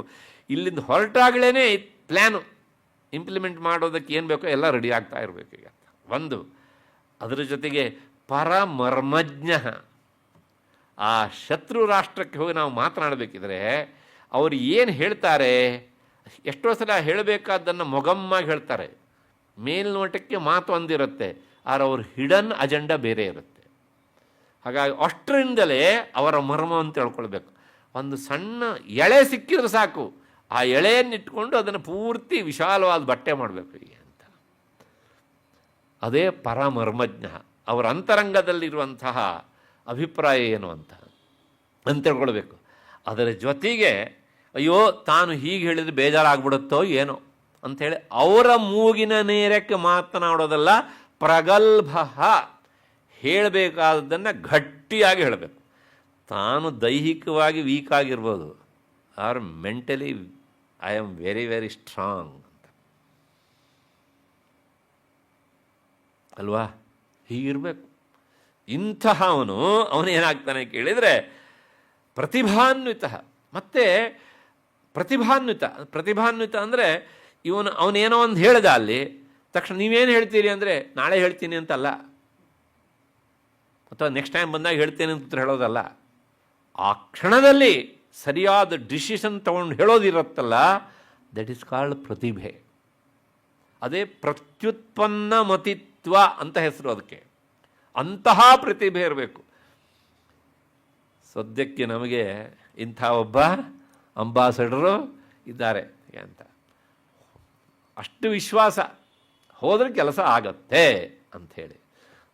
ಮೊನ್ನೆ ನಾವು ನೋಡ್ತಾ ಇದ್ದೇವೆ, ಅದು ಆಗಲೇ ಅವ್ರ ಕಡೆಯವ್ರ ಜೊತೆ ಮೀಟಿಂಗ್ ಶುರು ಆಗಿಬಿಟ್ಟಿದೆ ಹೀಗೆ ಅಂತ. ಏನೋ ಹೇಳಿದ್ರಲ್ಲ ಯಾರದ್ದು ಹೆಸರನ್ನು ನೀವು ಅವಾಗ, ಹೌದಾನೆ? ಪೇಪರ್ಲ್ಲಿ ಬಂದಿತ್ತು ನಿನ್ನೆ ಒಂದು, ನಮ್ಮ ದೇಶಕ್ಕೆ ಫೇವರ್ ಆಗಿಲ್ಲ ಅವ್ರು ತೆಗೆದುಕೊಳ್ತಾ ಇರುವಂತಹ ಡಿಸಿಷನ್ ಅಂತ. ಅದು ಆಗಲೇ ರಾತ್ರಿ ಶುರು ಆಗಿದೆ. ಯಾಕೆ ಹೇಳಿದೆ? ಅದು ಪ್ರತ್ಯುತ್ಪನ್ನ ಮತಿತ್ವ. ನಾವು ಎಲ್ಲವನ್ನೂ ಬಿಡಿಸಿ ಹೇಳೋದಿಲ್ಲ, ನೆನ್ಪಿಟ್ಕೊಬಿಡಿ ನೀವು. ನನ್ನ ಮಾತು ಇಲ್ಲೆಲ್ಲ ಸೂತ್ರ ಅಷ್ಟೇ. ಅಷ್ಟು ಹಿನ್ನೆಲೆಯಲ್ಲಿ ಇಂಥವನಿದ್ರೆ ಮಾತ್ರ ಅವನು ಅಂಬಾಸಿಡರ್, ರಾಜದೂತ ಆಗೋದಕ್ಕೆ ಸಾಧ್ಯ. ಹೀಗೆ ಈ ದುರ್ಗಾ ಸಪ್ತಶತಿಯಲ್ಲಿ ಮೊಟ್ಟ ಮೊದಲು ಒಬ್ಬ ರಾಜದೂತನಾಗಿ ಕಳಿಸಿಕೊಟ್ಟವಳು ಯಾರು ಅಂದರೆ ಅಪರಾಜಿತ ಎಂಬ ಹೆಸರಿನ ಶಿವದೂತಿ. ಇಲ್ಲಿ ವ್ಯಾಖ್ಯಾನಕಾರರು ಬರೀತಾರೆ, ಇದನ್ನು ನೋಡಿಯೇ ಪಾಂಡವರು ತಮ್ಮ ವನವಾಸ ಅಜ್ಞಾತವಾಸ ಮುಗಿದ ಮೇಲೆ ದುರ್ಯೋಧನನಿಂದ ಬರಬೇಕಾದಂಥ ಅರ್ಧ ರಾಜ್ಯವನ್ನು ಕೇಳೋದಕ್ಕೆ ಕೃಷ್ಣನನ್ನ ರಾಜದೂತನನ್ನಾಗಿ ಕಳಿಸಿದರು. ಅದನ್ನು ನೋಡಿಯೇ ರಾಮನ ಭಕ್ತನಂತ ಸುಗ್ರೀವ ದಕ್ಷಿಣ ದಿಕ್ಕಿಗೇ ಇವನು ಹೋಗಬೇಕು, ಯಾರೋ ಆಂಜನೇಯ ಅಂತ ತೀರ್ಮಾನ ಮಾಡಿದ. ಯಾಕೆ ಇವನು ಹೋದ್ರೆ ಕೆಲಸ ಆಗುತ್ತೆ ಅಂತ. ಇದನ್ನೆಲ್ಲ ಓದಿದಂತಹ ಭಾರತೀಯ ಸಂಸ್ಕೃತಿಯ ಪರಂಪರೆಯನ್ನು ಕಂಡಂತಹ ವಿವೇಕಾನಂದರು ಅವರು ಅಲ್ಲಿ ಹೋದರು. ಹೌದಾನೆ? ನಮ್ಮ ಸಂಸ್ಕೃತಿಯನ್ನು ಅವಮಾನ ಮಾಡೋದಕ್ಕೆ ಅಂತಲೇ ನಮ್ಮ ದೇಶದ ಗ್ರಂಥವನ್ನು ಎಲ್ಲಿಟ್ಟಿದ್ರು, ಇತಿಹಾಸ ಓದಿ ಗೊತ್ತಾಗತ್ತೆ ನಿಮಗೆ. ಅವರು ಅದ್ರ ಮೇಲೆ ಮಾತನಾಡಿದರು. ಇಡೀ ಅಮೇರಿಕಾ ದೇಶ ದಂಗಾಗಿ ಹೋಯಿತು. ಏಕೆಂದರೆ ಅವ್ರ ಬಗ್ಗೆಲ್ಲ ಈ ವೇದಿಕೆಯಲ್ಲಿ ತುಂಬ ಜನ ಮಾತಾಡಿದ್ದಾರೆ. ಮತ್ತು ನಾನು ಅದನ್ನೆಲ್ಲವನ್ನು ಹೇಳಲಿಕ್ಕೆ ಹೋಗೋದಿಲ್ಲ. ನಾನು ಸಮಯವೂ ಹಾಳು, ನೀವು ಅದನ್ನು ಕೇಳಿರ್ತೀರ. ನನಗೆ ಎಷ್ಟು ಬೇಕೋ ಅಷ್ಟನ್ನು ಮಾತ್ರ ತಗೊಳ್ತೇನೆ, ಮಿಕ್ಕಿದ್ದನ್ನು ಬಿಡ್ತೇನೆ. ಅಂದರೆ ನಮ್ಮ ಪರಂಪರೆ ಈ ವಿಷಯದಲ್ಲಿ ಎಷ್ಟು ಗಟ್ಟಿಯಾಗಿದೆ ಅನ್ನೋದಕ್ಕೆ ಈ ಉದಾಹರಣೆ. ಅದಕ್ಕೆ ಮೂಲ ಎಲ್ಲಿದ್ದು ಕೇಳಿದರೆ ಶಿವದೂತಿ. ಅವಳು ಮಾಡಿದ್ದು, ನೀನೇ ಹೋಗಬೇಕು ಅಂತ ಶಿವನಿಗೆ ಹೇಳಿ ಅವನನ್ನು ಕಳಿಸಿ ಕೊಡ್ತಾಳೆ. ಹೋಗಿ ಏನು ಹೇಳಬೇಕು? ಹೆಚ್ಚಿಗೆ ಹೇಳಬಾರ್ದು, 3 ಮಾತು ಅಷ್ಟೇ. ಏನಪ್ಪ ಅಂದರೆ ತ್ರೈಲೋಕ್ಯಮಿಂದ್ರೋ ಲಭತಾಂ. ಒಂದು, ನೀವು ಬದುಕಬೇಕು ಅಂತ ಆಸೆ ಇದ್ದರೆ ನಿಮಗೆ ಪ್ರಗಲ್ಭ, ಹಿಂಗೆ ಹೇಳಿದ್ರೆ ಶುಂಭನಿಶುಂಭರಿ ಬೇಜಾರಾಗ್ತದೆ ಅಂತ ಅವ್ರ ಮೂಗಿನ ನೇರಕ್ಕೆ ಮಾತಾಡೋದಲ್ಲ. ಹೇಗೆ ಹೇಳಬೇಕು ಅಂದರೆ ಗಟ್ಟಿಯಾಗಿ ಹೇಳೋದು. ನಿಮಗೆ ಬದುಕಬೇಕು ಅಂತ ಆಸೆ ಇದ್ದರೆ ಸ್ವರ್ಗದ ಆಧಿಪತ್ಯವನ್ನು ಇಂದ್ರನಿಗೆ ಕೊಟ್ಟುಬಿಡಿ. ತ್ರೈಲೋಕ್ಯಂ ಇಂದ್ರೋ ಲಭತಾಂ. ಈ ಸ್ವರ್ಗಾಧಿಪತ್ಯವನ್ನು ಇಂದ್ರ ಬಿಟ್ಕೊಡ್ಬೇಕು ನೀವು. ನಂಬರ್ 1. ನಂಬರ್ 2, ದೇವಾಸಂತು ಹವಿರ್ಭುಜ. ಇಷ್ಟು ದಿವಸ ಎಲ್ಲ ದೇವತೆಗಳ ಜಾಗದಲ್ಲಿ ನಿಂತು ನೀನೇ ಶುಂಭ ತಿಂತಿದ್ಯಲ್ಲ ಕೆಳಗಡೆ, ಇಂದ್ರ ಯಸ್ವಾಹ ಅಂತ ಕೊಟ್ಟರೆ ನೀನು ಇಂದ್ರನ ಜಾಗದಲ್ಲಿ ಹೋಗಿ ನಿಂತು ಆಹುತಿ ಸ್ವೀಕಾರ ಮಾಡ್ತಿದ್ದೆ. ಸೂರ್ಯ ಯಸ್ವಾಹ ಅಂತೇಳಿ ಸೂರ್ಯನ ಜಾಗದಲ್ಲಿ ನಿಂತು ಅವನ ಆಹುತಿ ನೀ ಸ್ವೀಕಾರ ಮಾಡ್ತಿದ್ದೆ. ಆದರೆ ಈಗ ಇನ್ನು ಹಾಗಿಲ್ಲ. ಅವರವರಿಗೆ ಕೊಟ್ಟಿದ್ದು ಅವರವರಿಗೇ ಹೋಗಬೇಕು, ಅದು ನಿಮಗಿಲ್ಲ. ಯಾಕೆಂದರೆ ನೀವು ಆಹುತಿಗೆ ಯೋಗ್ಯರಲ್ಲ, ನೀವು ಆಹುತಿ ಮಾಡೋದಕ್ಕೆ ಯೋಗ್ಯರು. ಹಾಗಾಗಿ ನಿಮಗೆ ಹವಿರ್ಭಾಗ ಇಲ್ಲ. ಇದು 2ನೇದು. ಒಪ್ಕೊಳ್ತೀರಾ ಒಪ್ಕೊಳ್ಳಿ, ಬಿಡ್ತೀರಾ ಬಿಡಿ. ನೆಕ್ಸ್ಟ್ ಇಷ್ಟಾದ ಮೇಲೆ ಈಗ ನೀವು ಸ್ವರ್ಗದಲ್ಲಿದ್ದೀರಿ, ಸ್ವರ್ಗದ ಆಧಿಪತ್ಯ ಪ್ರಭುತ್ವ ಉಂಟು ನಿಮಗೆ. ಅದನ್ನು ಬಿಟ್ಟು ನೀವೆಲ್ಲಿ ಹೋಗಬೇಕು? ಯೂಯಂ ಪ್ರಯಾತ ಪಾತಾಳಂ, ಪಾತಾಳಕ್ಕೆ ಹೋಗಬೇಕು. ಅದು ದೈತ್ಯರ ವಾಸಸ್ಥಾನ. ಅದು ಇಷ್ಟು ಮಾಡಿದರೆ ಯದಿ ಜೀವಿತು ಮಿಚ್ಛತ, ಅರ್ಥ ಆಯ್ತಲ್ಲ?